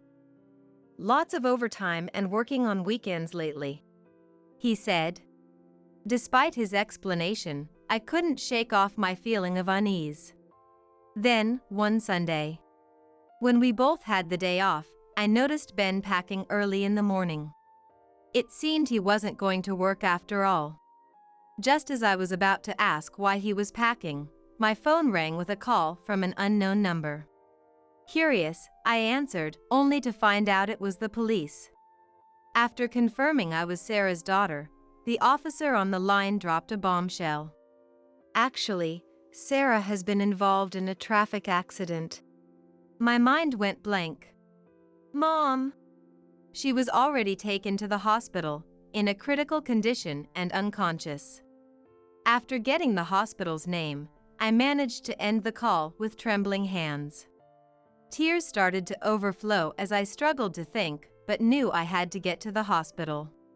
However, I don't have a driver's license, so I desperately begged Ben for a ride. Ben, something terrible has happened. Mom's been in an accident and taken to the hospital. Please, we need to go now." But upon hearing the situation, Ben made a face of displeasure and said, "What? I'm about to leave for a company trip. I'll be late for the meetup. Deal with it yourself," flatly refusing my request. "A company trip? Today? You never mentioned anything." I realized why he was packing, but I hadn't been informed about the trip at all. And to my shock, he mentioned the trip would last 2 weeks. "How can you think of going on a trip at a time like this? Mom might." Enough. The trip is more important to me. Your mother is just an unrelated stranger to me. Visiting someone I hate is a waste of time, and I'm definitely not going." Ben hurled cruel words at me, scoffing. "Get out of the way. I have a plane to catch and I'm busy." He pushed past me, whistling as he packed his clothes into a suitcase. Furious, I yelled, "You're the worst. Just do whatever you want," and left the house, hurrying to the hospital by taxi. Ben went on his trip as planned, oblivious to the crisis unfolding around me. I tried calling him multiple times over the 2 weeks, but couldn't get through. When Ben returned home in high spirits 2 weeks later, I gave him a cold look. Now I have to give Mom her souvenirs. "I wonder if Mom's doing okay," he said optimistically. Without responding, I quietly agreed to go with him to his mother's house. On the way, Ben happily talked about all the souvenirs he bought for Mary. Ben didn't say a word of concern about my mother, who had been in an accident. Upon arriving at his parents' house and trying to open the door, Ben stopped, puzzled. "Huh? Why is it locked?" It seemed unusual for the door to be locked, since Mary usually didn't lock it when she was home. "Is Mom not here?" Ben murmured. I pushed past Ben, pulled out the spare key I had for their house from my bag, and unlocked the door. "Hey! Why do you have the keys to the house?" Ben looked bewildered, but I didn't respond. Entering the house before me, Ben tilted his head in confusion upon not seeing Mary. Doesn't something feel off? As Ben moved towards the bedroom, I stopped him. Not that way. This way, I said, leading him to the living room, where a new portrait of the deceased Mary was displayed. What? Stunned, Ben began to tremble, and, half crying, rushed to the portrait, turning to me. Hey! What's going on? What is this? I sighed deeply, holding back my anger, and explained. Mary passed away while you were on your trip. The funeral's already over. Ben glared at me, furious. Don't joke around. How can this be? Why does Mom have to die? Wasn't it your mother who was in the accident and in critical condition? If anyone was supposed to die, it should have been her. Despite Ben's outrageously insensitive outburst, I calmly explained what happened after my mother's accident. My mom woke up after the accident. She had a fracture and is currently undergoing rehabilitation but is gradually recovering. Though my mother was still hospitalized, she was slowly getting better thanks to the medical staff's efforts. But Ben was unsatisfied. Then why did Mom have to? He asked. It seems that on the day my mom had her accident, she was on her way to our house. She fell from a pedestrian bridge. And I hesitated before answering.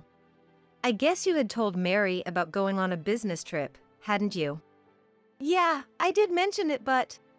Mary had been suspicious of you lately. You've been unreachable more often. She probably wanted to verify if you were really going on a business trip. I explained, and Ben looked shocked. According to Mary a month ago, Ben used to call or message her daily, but recently, communication had almost stopped. Mary had trouble reaching him by phone, and on the rare occasions he did call back, he would quickly say he was busy and hang up. Mary thought Ben, being of a certain age, might have naturally become less dependent on his mother. However, she suspected Ben might be hiding something. With her suspicions growing, Mary decided to check if the business trip story was true. Coincidentally, around the same time, I received the call about my mother's accident. Mary, who passed away, had brought souvenirs from a day trip she took with my mother last month, intending to give them to us. That day, I was too distraught to think of anything but getting to the hospital. So I didn't have the chance to inform Mary about my mother's accident. Mary must have taken the bus to the stop closest to our apartment and then walked the rest of the way. There's a pedestrian bridge on the way, and it seems she fell while climbing it. A witness said she missed a step just before reaching the top and tumbled down. Though an ambulance was called immediately, she had hit her head hard. And that's how Mary died. After explaining this to Ben, I glared at him intensely. After learning about Mary, I called you numerous times. Over these 2 weeks, no matter how I tried to contact you, you never answered your phone or replied to any messages. Because there were no other relatives to take on the role, I had to act as the chief mourner at Mary's funeral. With my mother still in a critical state, I had to somehow get through Mary's funeral without her real son. You've been ignoring all contact for 2 weeks, just out having fun, right? This has shown me exactly who you are. I'm divorcing you. Upon declaring this, Ben collapsed to the ground, crying loudly. How can you say that right after Mom died? Now's not the time for divorce talk, is it? I didn't contact you because I was always with my coworkers. I had no time. As Ben sobbed and made excuses, my anger only grew. Stop lying! I raised my voice and pulled out a piece of paper from my bag, thrusting it in front of Ben. It was the itinerary for the company trip I found in Ben's room. It says here the company trip was from the 12th to the 19th for 1 week. But you were gone from the 5th to the 19th. You said just before leaving it was for 2 weeks, right? So what were you doing and where were you from the 5th to the 12th? Well, that's... I know. You were cheating, weren't you? And you spent that week with your affair partner, right? As I spoke with certainty, Ben, who had stopped crying, began to panic. What are you talking about? Cheating. I took leave for the remaining week to go on a trip with friends. See, work's been busy, and I needed a break. Fed up with Ben's continued excuses, I pulled out a mobile phone from my pocket. The moment he saw it, his face turned pale. This mobile phone belonged to Ben, found in his closet while he was away on the trip. Likely, there was another mobile phone in his bag, prepared specifically for communicating with his affair partner. Ben had previously claimed he couldn't contact me while on his trip due to lack of time. But he had left his regular mobile phone at home, making it impossible for him to notice any calls. You've been lying through your teeth. You left this phone at home to spend time with your affair partner, didn't you? As I placed the mobile phone in front of Ben, he began to tremble and slammed his fist on the table. Yeah, that's right. I've been fed up with you for a long time. I've got someone else I love now. He shouted defiantly, and then, And how did you know where to find the mobile phone? Don't tell me you searched my room while I was away. He yelled, which was exasperating. I looked at Mary's portrait and silently apologized to her for showing such a scene before speaking up. Mary told me. At that, Ben choked on his words. After a big fight with Ben over my mother, he started coming home late and going out alone on his supposed workdays off more often. Suspecting something was off due to his increased unavailability, I had confided in Mary. Mary, sharing her suspicions about Ben, had advised me. Ben has had a habit since he was little of hiding things that are inconvenient for him, like bad test scores or a glass he broke that his father cherished. He's always securely hidden such things in the closet. If you find a bunch of towels there, it's likely he's hiding something among them. After Mary passed away, I remembered her words, checked Ben's closet, and sure enough, found the mobile phone. I can't believe Mom would tell you such a thing. Ben was visibly distressed, not having expected Mary to doubt him. However, seeing his dismayed state didn't sway me. I will be seeking a divorce and compensation. I'm prepared to consult a lawyer and take this to court if necessary, I stated firmly, conveying my resolve. Ben groaned but, realizing he had no way out, reluctantly agreed. Afterwards, we properly divided our assets, and the divorce was finalized. However, the following month, just as I was settling into my new life, I received a call from Ben. Reluctantly answering, I heard Ben plead. Jane, please, I need your help. What's the matter, exactly? He explained he was in trouble at work after they found out about Mary's funeral. Since Mary had been listed as Ben's dependent, her death and the necessity of returning her insurance card to the company meant that her death was only then reported to the company, revealing that the funeral had taken place during the company trip. Ben was seen as a disrespectful son who didn't attend his own mother's funeral or even show up, garnering cold looks from his colleagues at work.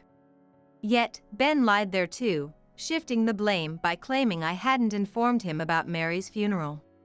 However, hastily sharing different stories with different people only made things worse. His inconsistencies and contradictions eventually unraveled, revealing his lies. Already viewed as inconsiderate, his repeated dishonesty led to doubts about his character, resulting in his isolation and eventual resignation to escape the situation. Now, without income, Ben is living off Mary's inheritance back at his parents' house. But the fact I didn't attend the funeral is known throughout neighborhood, making me feel ostracized. So, I thought about selling the house, but that's proving difficult. Ben is now recognized by the neighbors as the worst son, feeling awkward even just walking outside. He had planned to sell the family home quickly, but due to its age, there is a lack of interest from buyers. I'm really struggling right now. So Jane, let's start over. Remarry me and let's live together. Hearing this, I was disgusted. He was only reaching out because his situation had worsened. Don't be ridiculous. I've had enough of you. I will never remarry you. Please. I can't go on like this. I don't care about you anymore. You should just live with your affair partner. Rejecting him outright, Ben started to falter. No, we've already broken up. Apparently, the affair partner learned about Mary's funeral and, subsequently, that she was the other woman. Ben had hidden his marital status, leading to her anger and their breakup, leaving him alone. It's your fault. I don't want to be with someone like you. Goodbye. As I was about to hang up. Wait! If you won't agree to remarry, I'll come to your house and argue in person. You're at your parents' place, right? Ben threatened. But I'm not. I immediately responded. Where are you then? I won't tell you. Also, I've recently changed jobs, so lying in wait at my old company is useless. I've already asked everyone to call the police if you show up after my resignation. I decided to sell my parents' house to distance myself from Ben, despite the low likelihood of finding a buyer due to its age. So with my mother's consent, we sold the land after demolishing the house. My mother, having recently been discharged from the hospital, is deeply saddened by the loss of her close friend, Mary. Thus, we moved to a quiet place to live together. And I switched jobs accordingly. Then at least tell me where you are. After all, I've received care from your mother, and I want to visit her. Ben was desperate to find out where I was, but his words only infuriated me. And I was surprised by how cold my response was. Received care? After you've been nothing but trouble for Mom. Don't start saying convenient things now. Besides, Mom has said she never wants to see you again. What? Wait a minute. Jane. Ben was still trying to say something, but I mercilessly ended the call. I then blocked his number and changed mine a few days later. Later, I found out that Ben was being sued for compensation by the affair partner he deceived. And he was in a dire situation. Unable to borrow money due to lack of employment. He's been doing day labor and part-time jobs while searching for full-time work. My mother and I have started a new life in a new place. Relieved to have cut ties with Ben and reminiscing about Mary without stress. Mom couldn't attend Mary's funeral, nor has she been able to visit Mary's grave since her hospital stay and the move have kept us busy. It seems she hasn't fully accepted Mary's death, often crying while looking at photos and videos of them together. I really want to visit Mary soon, she said sadly, so I replied. Yes, we should visit her grave soon. Planning to ensure we don't accidentally encounter Ben. I'm looking forward to making our new life in this new place fulfilling while supporting my mother. On the day we celebrated the 50th wedding anniversary of my in-laws, I arrived late and pulled along my son to introduce him to my sister-in-law, Abigail. This is my son, Mark. Mark, say hello. I'm Mark. I'm 5 years old. Mark clung to me and looked at Abigail, shyly greeting her. Abigail, as I mentioned in my letter, my son has a congenital disability. Before I could finish, Abigail blurted out. What a monster! Don't let it spread to my kids. In that moment, both Mark and I froze as if time had stopped. Abigail's husband didn't say anything, but his look of discomfort was evident, clearly wanting to keep his distance. Kevin and the in-laws were speechless and rigid. I couldn't believe what was being said to such a young child, filled with disbelief. Not knowing what to say to the insensitive remarks of Abigail and her company, I stood there motionless until I heard a voice from beside me. "Do people hate me again?" Mark looked down, desperately trying to hold back tears. Such words would hurt an adult, let alone a child. It's not contagious. He has albinism, which just means he was born with less pigment. It's still a disease, it can spread. Scarlett, get rid of that ugly kid fast. Get out. My husband was trembling with anger. During the heated argument, tears fell from Mark's eyes. Interrupting Kevin, who seemed ready to confront Abigail, my father-in-law Robert spoke up. Yes, don't ever come back. The relief was visible on Abigail and her husband's faces. They smiled triumphantly as if they had found someone who understood them. But their smiles quickly turned to surprise. What? Dad, what are you doing? My name is Harper, a 40-year-old housewife living with my husband, Kevin, and our son, Mark.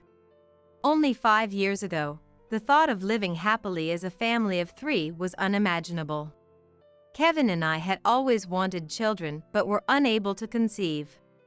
I desperately wanted a child, and so did Kevin, which led us to seek fertility treatments at a hospital. There were days when it was hard to see pregnant women in the waiting room, reminding me that children are a gift. Despite careful diet and health management, I often wondered why I couldn't have a child, leading to days filled with self-loathing. The fertility treatments were not only emotionally taxing but also a financial burden, leading to many tearful nights. During those times, the person who was always there to support me was none other than Kevin. His encouragement, holding my hand, and accompanying me to the hospital were incredibly reassuring. "It's okay, I'm sure our baby is just waiting for the right time to come to us." Miraculously, his words gave me hope, and I became more positive. The following year, our efforts paid off, and I became pregnant. We sharing the news with my in-laws Robert and Chloe, who were overjoyed. The baby grew healthy inside me, and we looked forward to the delivery day. On the day of birth, hearing the lively cries, I was deeply relieved and eagerly wished to see the baby's face. Yet, the child born had skin and hair so white and delicate, it seemed touching could break them, like an angel. Needless to say, Kevin and I were astonished. We were confused, as no one in our families had such an appearance. Why?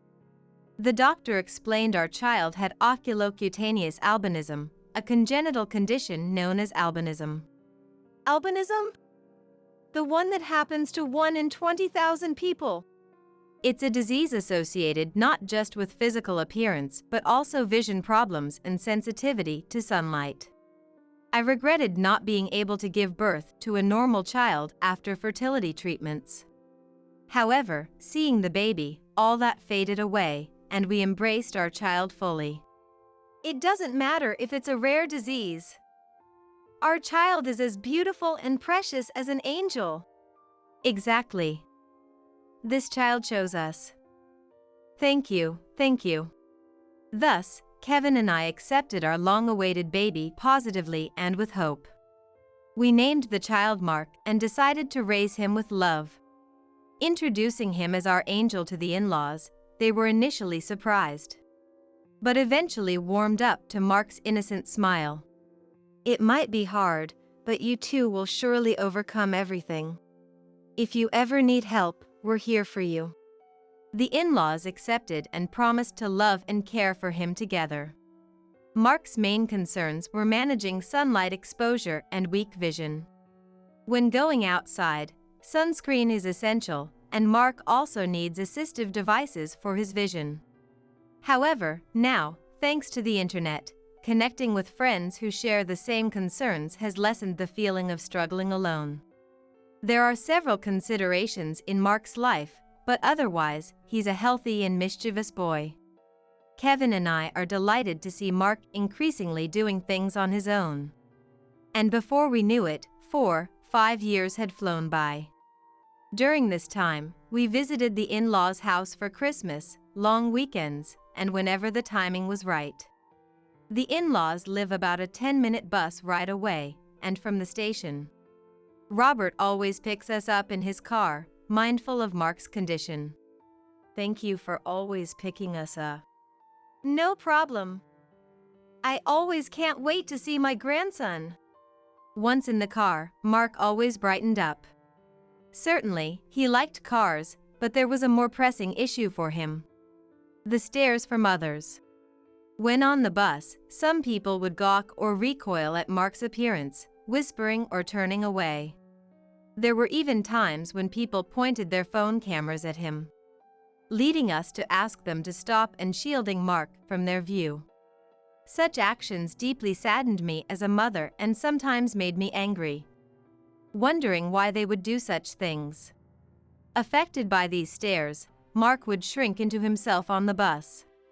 Especially since turning 5, he would hide behind me or Kevin, or cling to Robert and Chloe, curling up small.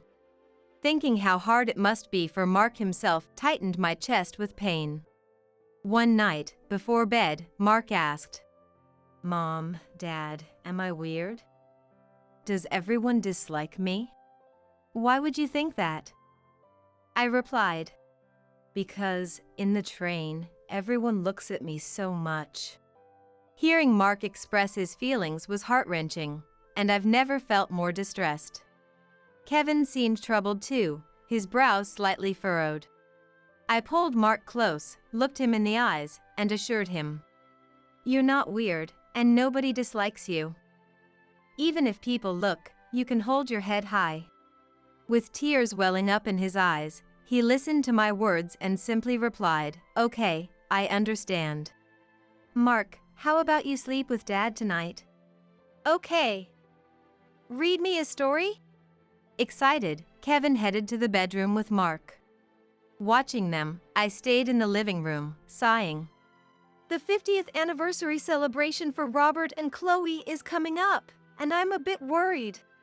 At kindergarten, there are teachers to support and friends who are told about Mark's condition, which offers some comfort, but public places are a different story. Struggling with this challenge, Mark, Kevin, and I were all searching for solutions, discussing with friends as well. Recently, Kevin brought up the 50th wedding anniversary celebration of the in-laws. Abigail, my sister-in-law living far away, would be coming, and it was suggested we celebrate grandly with her family. Mark hasn't met Abigail yet. It might be a good opportunity, don't you think, Scarlett? Abigail too? Truthfully, I didn't have the best impression of Abigail, my sister-in-law. Her family moves often due to her husband's job, and I've only met them once or twice. When Mark was born, I sent a letter but received no reply. Worried they didn't care about our family, I felt anxious about introducing Mark. When I shared my concerns, Kevin reassured me with a smile, "It'll be okay. Abigail isn't that bad, and her husband has always been nice to me." Okay. I conceded, perhaps overly concerned about others' judgments.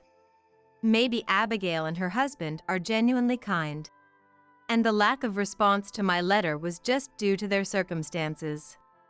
If they're coming all this way to celebrate their parents' 50th anniversary, we shouldn't dismiss their intent. While I could handle any comments about me, I worried whether Mark would be accepted or subjected to stares like on the bus. But we agreed to include Abigail's family. And so, with lingering anxiety, we approached the day of the 50th anniversary celebration. Due to flight schedules, Abigail's family would arrive later. For this special day, instead of Robert's car, Kevin and I escorted the in-laws to a high-end restaurant. Because we had a reservation, I said, "I'm Harper," and the receptionist led us to our room. Robert and Chloe, smiling happily, held Mark's hand as they walked to their seats. The stylish space, fitting about 10 people, was lit with soft lighting, creating a calm atmosphere. "Grandpa and Grandma are happy."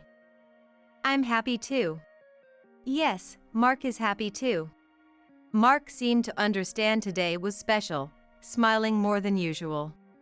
He was dressed in new clothes bought for the occasion, looking even cuter, which made the staff lady smile. After some time chatting, Abigail's family arrived late. They appeared in formal attire, and Scarlett, Mark's cousin, was also dressed in a cute outfit. "Sorry we're late." "Dad, Mom, congratulations today." Abigail dropped her bag and greeted Robert and Chloe. Of course, Abigail's husband and Scarlett smiled and said, "Congratulations." When they settled, I nervously greeted Abigail's family. Abigail, long time no see." "Thank you for coming all this way today." "Ah, right." However, she responded indifferently, as if she barely knew me. Gathering my courage, I brought Mark over to introduce him. This is my son, Mark." "Say hello, Mark." "I'm Mark, 5 years old." Mark clung to me and shyly greeted Abigail. "Abigail, as I mentioned in my letter, my son has a congenital disability." Before I could finish, Abigail bluntly said, "EW, what a monster. Don't let it spread to us." Instantly, Mark and I froze as if time had stopped. Abigail's husband, without saying a word, clearly looked uncomfortable, clearly wanting to keep his distance. Kevin and the in-laws were speechless and stiff. I was filled with disbelief at what was said to such a young child.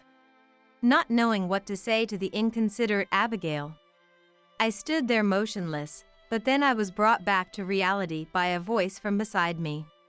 "Do people hate me again?" Mark looked anxious, holding my hand. Laughing, Abigail said, "Yeah, nobody wants to see your face." Mark looked down, trying hard not to cry. Such words would hurt an adult, let alone a child. I thought about slapping Abigail right there, but hugged Mark tightly instead. "What are you saying, Abigail? That's not true." "That's right." "Abigail, how could you say that?" Chloe hugged me and Mark in defense. "EW, what? Mom, you're defending that monster? It's gross, like, it's all white and has white hair. Is it contagious? Get it away if it's going to spread." "It's not contagious. It doesn't spread. He has albinism, a condition of being born with less pigment. So, it is a disease. It could spread. Why did you bring him?" "Stay away." "Scarlett, stay back." "Abigail, don't say that. Mark is not a monster, nor is it contagious. Don't treat him like that." "Kevin, is that really your child?" "Unbelievable. Why can't you be more considerate, Abigail? Just get rid of that ugly kid, fast. Get out." Kevin's hands trembled with anger. During the heated argument, tears streamed down Mark's face. Intervening before Kevin could confront Abigail, Robert spoke up. "Yes, don't ever come back." Only Abigail and her husband were relieved by those words. Their faces wore a triumphant look, as if to say they have found an ally. But that smile quickly vanished, turning into a look of surprise. "What? Dad, what are you doing?" Robert had grabbed Abigail and her husband's bags and threw them out of the room. Then, after clapping his hands together, he turned back to the astonished couple. "To treat a polite child who greeted you upon meeting for the first time, like this. That's not my daughter. You are the monsters. I don't want to see such ugly faces. But Dad, what if you and Mom catch it? I'm worried. No need to worry. If you had the heart to worry about me, you could have considered Mark's feelings too. Why didn't you? No, come on, that's just not normal, no matter how you look at it. Stop saying such heartless things. Get out now. Abigail's couple was taken aback by Robert's demeanor, unseen by Kevin and me before. They seemed to want to say something more, but then a voice exclaimed, "Stop it." All eyes, including Kevin's, turned to the source. Surprisingly, it was Scarlett, dressed in her cute outfit. Her cheeks flushed. Albinism isn't contagious, and he's not a monster. Why would you say that? Dad and Mom, that's awful. She declared this with all her might, tears streaming down her face. That alone showed she was angry and hurt for Mark, which made me incredibly happy. Yet, Abigail harshly responded to her daughter. Scarlett, be quiet. You don't know anything. You're the one who doesn't know anything, Mom. I'm so embarrassed right now. Hating Mark without even trying to understand him. I hate you too. Scarlett's almost shouting voice turned Abigail and her husband pale. Undeterred, Scarlett ran to Mark, towering slightly like an older sister, and gently stroked his head. Don't cry. You should smile. You're not a monster, and you're not disliked. The people who say that are wrong. Okay. Both Scarlett and Mark's faces were smeared with tears and runny noses. It was difficult to get Abigail and her husband to understand Mark, but Scarlett was different, which was reassuring. Seeing Scarlett approach Mark and pat his head, Abigail seemed to snap out of it, hastily leaving with her husband without a word. The commotion drew the attention of other patrons outside, likely making Abigail's family feel unwelcome. While some staff members asked patrons to return to their seats, we resumed our conversation as if nothing had happened. The rest of the meal went smoothly, without tears or derogatory words, marking a peaceful time. After the 50th wedding anniversary celebration ended, and we returned to our usual lives, I was struck by a question. How did Scarlett know about albinism? Kevin, did you talk to her on the phone? No, I haven't. I thought you had told her, Harper. Wondering how she knew about Mark without us telling her, we received a letter. The sender was Scarlett, who had apparently gotten our address from Robert and Chloe. The letter, written on cute heart-patterned stationery like that of a young girl, contained her earnest words. After dinner that day, we decided to read the letter together. The letter began with, "To Mark's mom and dad," sharing Scarlett's personal thoughts on people with albinism. Scarlett, due to her parents' moves, had changed schools several times, about 3 in total. At one of her previous schools, there was a child with albinism similar to Mark. This child had white hair and wore special glasses for poor vision. But after the teacher's explanation, all classmates respected and treated the child well. And Scarlett liked that child. Without discrimination against anyone, not minding their own disability.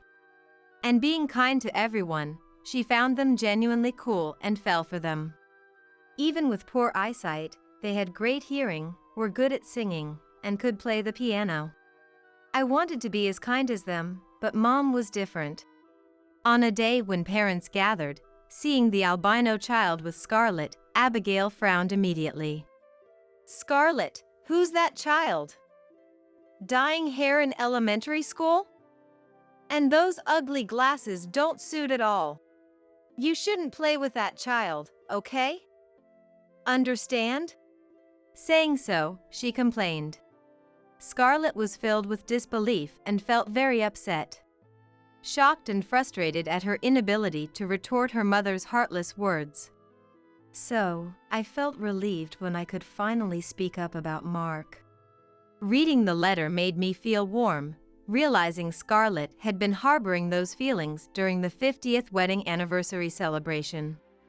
Later, Scarlett settled in her current school and, driven by a desire to be understood, read an essay on albino awareness during an open class. My parents labeled my cousin a monster without trying to understand albinism. I think those who say such things have monstrous hearts. I hope more people understand albinism and refrain from saying terrible things like my parents did. I wish for a class where everyone respects each other as they did at my previous school. The composition she read on open day, advocating for mutual respect, was highly praised. At the same time, Abigail and her husband faced condemning stares and were embarrassed.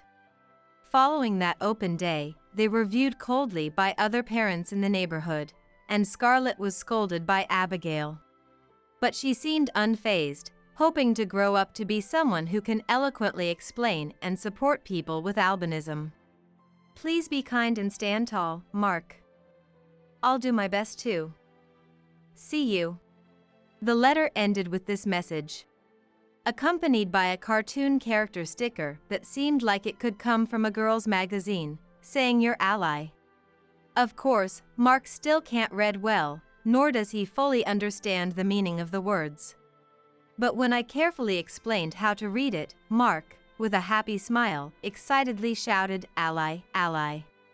Seeing this made both Kevin and I happy, and we all ended up laughing together.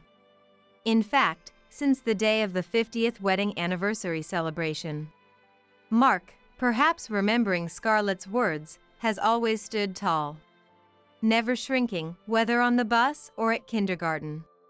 What kind of mental change occurred, I'm not sure, but it seems Mark has understood Scarlett's words in his own way.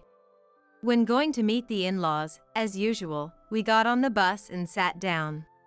Some high school girls who seemed to have finished school early were talking about Mark, covering their mouths but their eyes laughing. What's that? White hair. I was considering changing seats, but then I noticed Mark had also seen the girls and was staring back at them. Mark?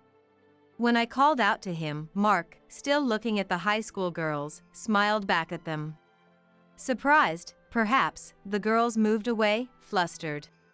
There were other times when we were talked about or stared at, but Mark began to smile back each time. The speakers would feel guilty, stopping their gossip and diverting their attention to their phones. It seems to be Mark's own way of handling situations, though I wondered where he learned such diplomacy. But upon reflection, Scarlett had encouraged him that day, "Don't cry, just smile." Those words must have resonated with Mark.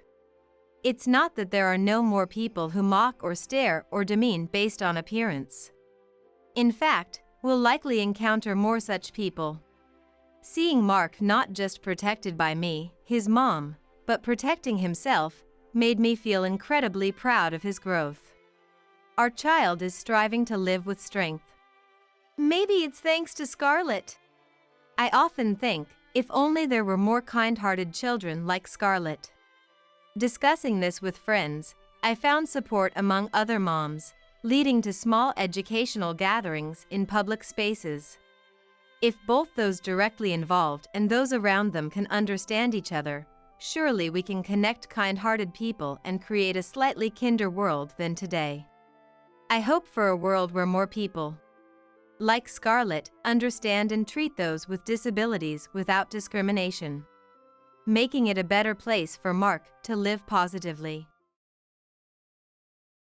Sucking up to your grandkid is creepy. Pensioners like you should only show up at weddings or funerals.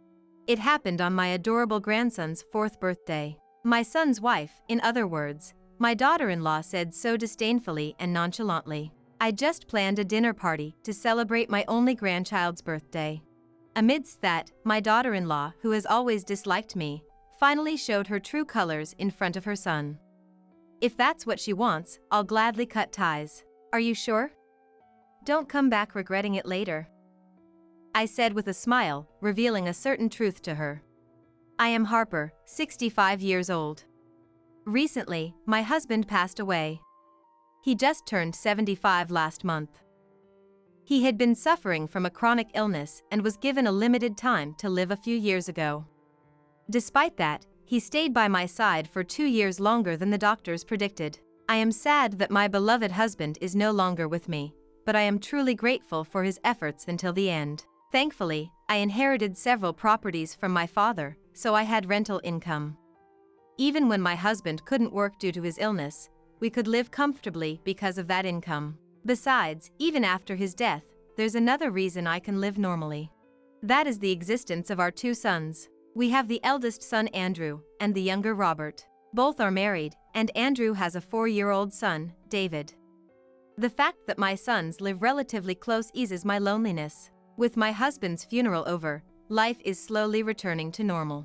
One day, Andrew and his wife Madison came to visit my house. This house is also Andrew's childhood home, but he rarely visits, so I asked him what was up. What's going on? You didn't even call. I'm sorting Dad's things, and the living room's a mess. We need to talk about something important with you. It's okay if it's messy. I just want to welcome you guys properly. Oh, where's David? He's at kindergarten, so it's fine. We're coming in. Although I tried to stop them, they proceeded down the hallway. Following Andrew, Madison silently tagged along. I followed them to the living room. They were already deeply seated on the sofa, with Madison fiddling with her mobile phone, legs crossed. I wonder what this talk is about. Madison seems as grumpy as ever today. I hope it's nothing too serious.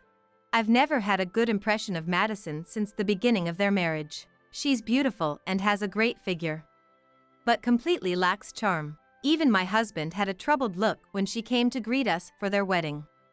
Our relationship has been far from good. I was worried for reasons like those. I was surprised when Andrew broke the silence. Mom, I want to be clear about this. Why don't you live with us? Live together? I was taken aback by his unexpected proposal. Sensing something from my expression, he hastily explained. I know, it's shocking to hear all of a sudden. But I've been worried, Mom. Ever since Dad died, I thought you might be lonely. Well, I'd be lying if I said I wasn't lonely. Right? You're getting older, and living with us would be safer. You'd feel more secure with us around, right? That's true, but you guys have your own life, right? Interrupting me, he said with a broad smile. It's okay, no worries. He then took my hand and continued happily. Mom, Madison agrees with moving in together. Madison does? Actually, it was Madison who first suggested we live together. Really? Madison suggested living together? Given her attitude so far, it seemed like she didn't like me at all. Or maybe she's just not good at expressing herself? Various questions crossed my mind, but I was genuinely curious about her feelings. I turned to her and asked tentatively, Madison. Andrew said so, but is it true that you suggested we live together? It's true. I thought you might be lonely on your own. Is that so? Thank you. We thought living together would make David happy too. Don't read too much into it, okay? Though her tone was brisk, it didn't seem malicious. From the way the conversation was going, it appeared true that she suggested living together. Afterward, they kept persuading me. We're worried, so we'd like to move in with you as soon as possible. I was surprised by the sudden proposal, but since they insisted, I agreed to live together. We continued our conversation as they led, and finally decided to start living together the following week. Once the moving day was decided, they left briskly. Alone in the room, I resumed sorting my husband's belongings. While looking at family trip photos from years ago, I got lost in thought. I decided on the spot to live together, but was it really the right choice? Madison said that, but adding 3 people suddenly to this house, where it was just my husband and me. But living together with Andrew's family, that's a happy thing, right? I tried to convince myself that my choice wasn't wrong, though it felt almost forced. Despite my anxieties, I decided to shift my mindset toward living together. A week later, the day of their move was busy from the morning. The movers arrived while I was eating lunch, as they hadn't informed me of the time. In a rush to help with the moving, Andrew and the others were nowhere to be seen. In the end, I had to direct the movers on my own. Several hours later, they finally arrived. I wish you had told me if you were going to be late. I told Andrew, but Madison retorted before he could. Excuse me, but unlike you, we're busy, you know? You're always home and has time to spare, so be a little flexible. But there was so much stuff. It was really hard to direct the movers alone. We're offering to live with you, and you complain about this? Harper, you don't realize how lucky you are. I didn't mean. Whatever, we're tired, so please get dinner ready. Saying that, she lay on the living room sofa and started playing games. Her drastic change from her usual quiet demeanor left me stunned. Confused, I approached Andrew and asked in a low voice, Andrew, Madison suggested living together, right? Because she was worried about me being alone. Yeah, that's right. That's why we moved in early. But what she just said. You heard it too, right? It doesn't sound like she's worried about me. Just let it go.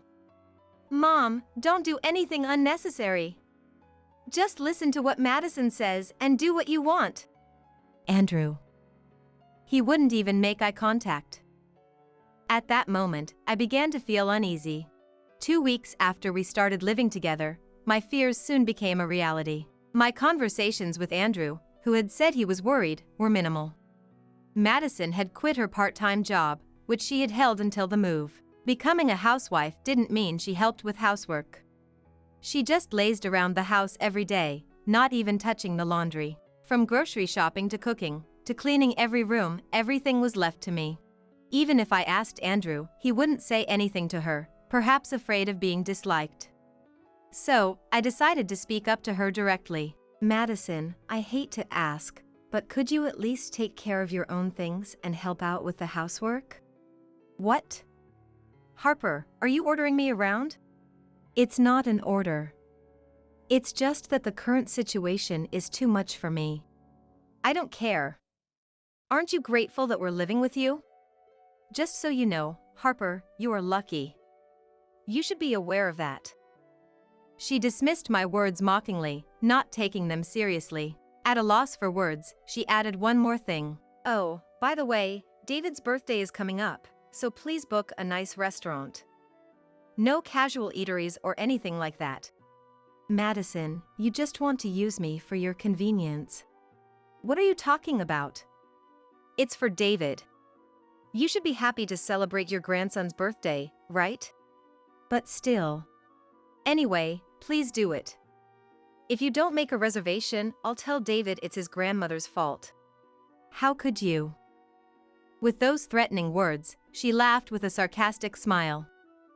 And she left the living room, looking down on me. What's going on? Wanting to live together because they're worried, that was a lie. She just wants to use me. Using David as a threat is unbelievable. A rebellious spirit grew within me against her. But thinking of David, I couldn't put my feelings first. Reluctantly, I decided to book a certain restaurant for my dear grandson. The restaurant was one of the properties I had inherited from my father.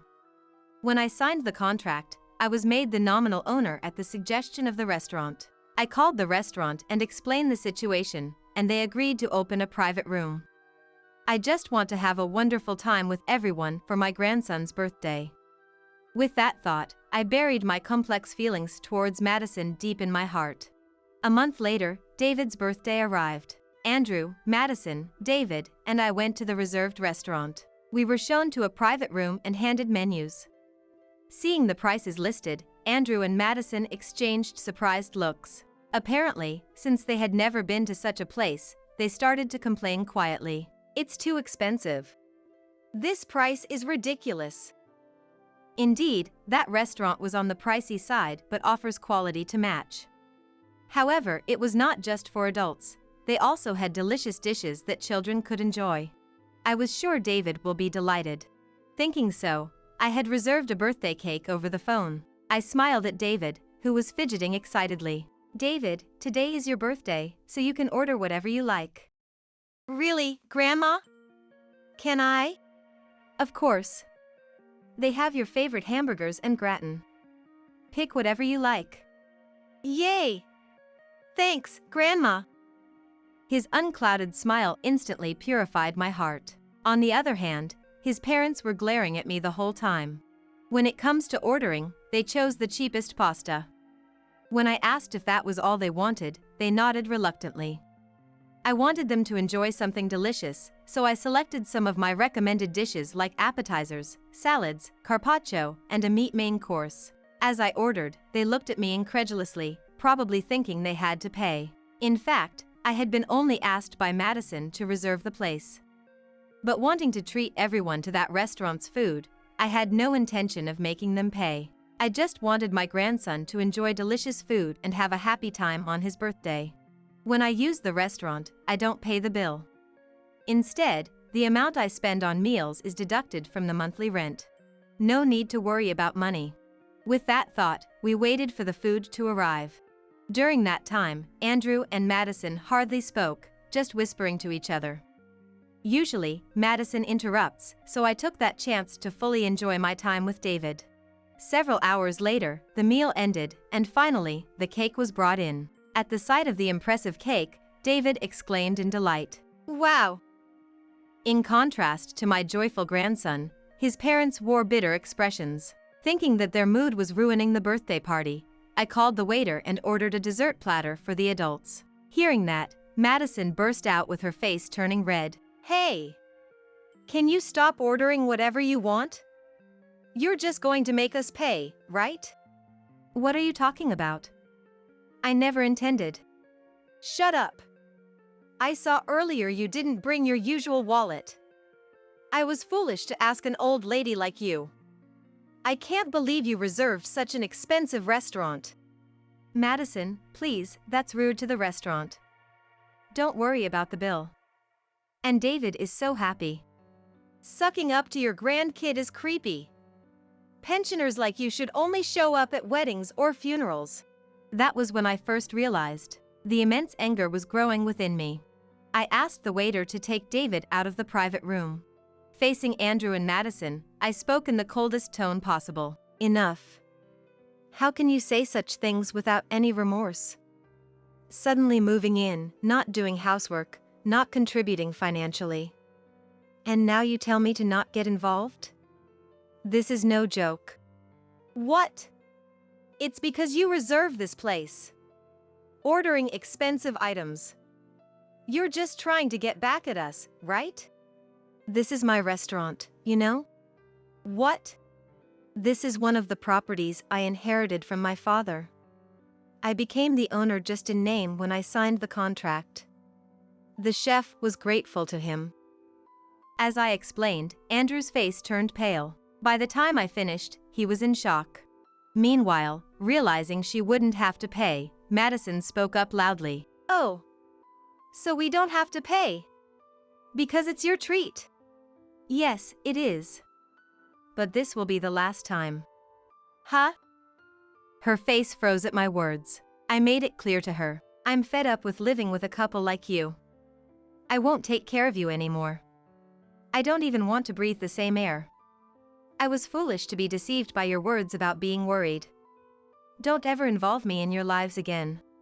Wait, Harper, what are you talking about? I'm grateful you gave birth to David. But this is my limit.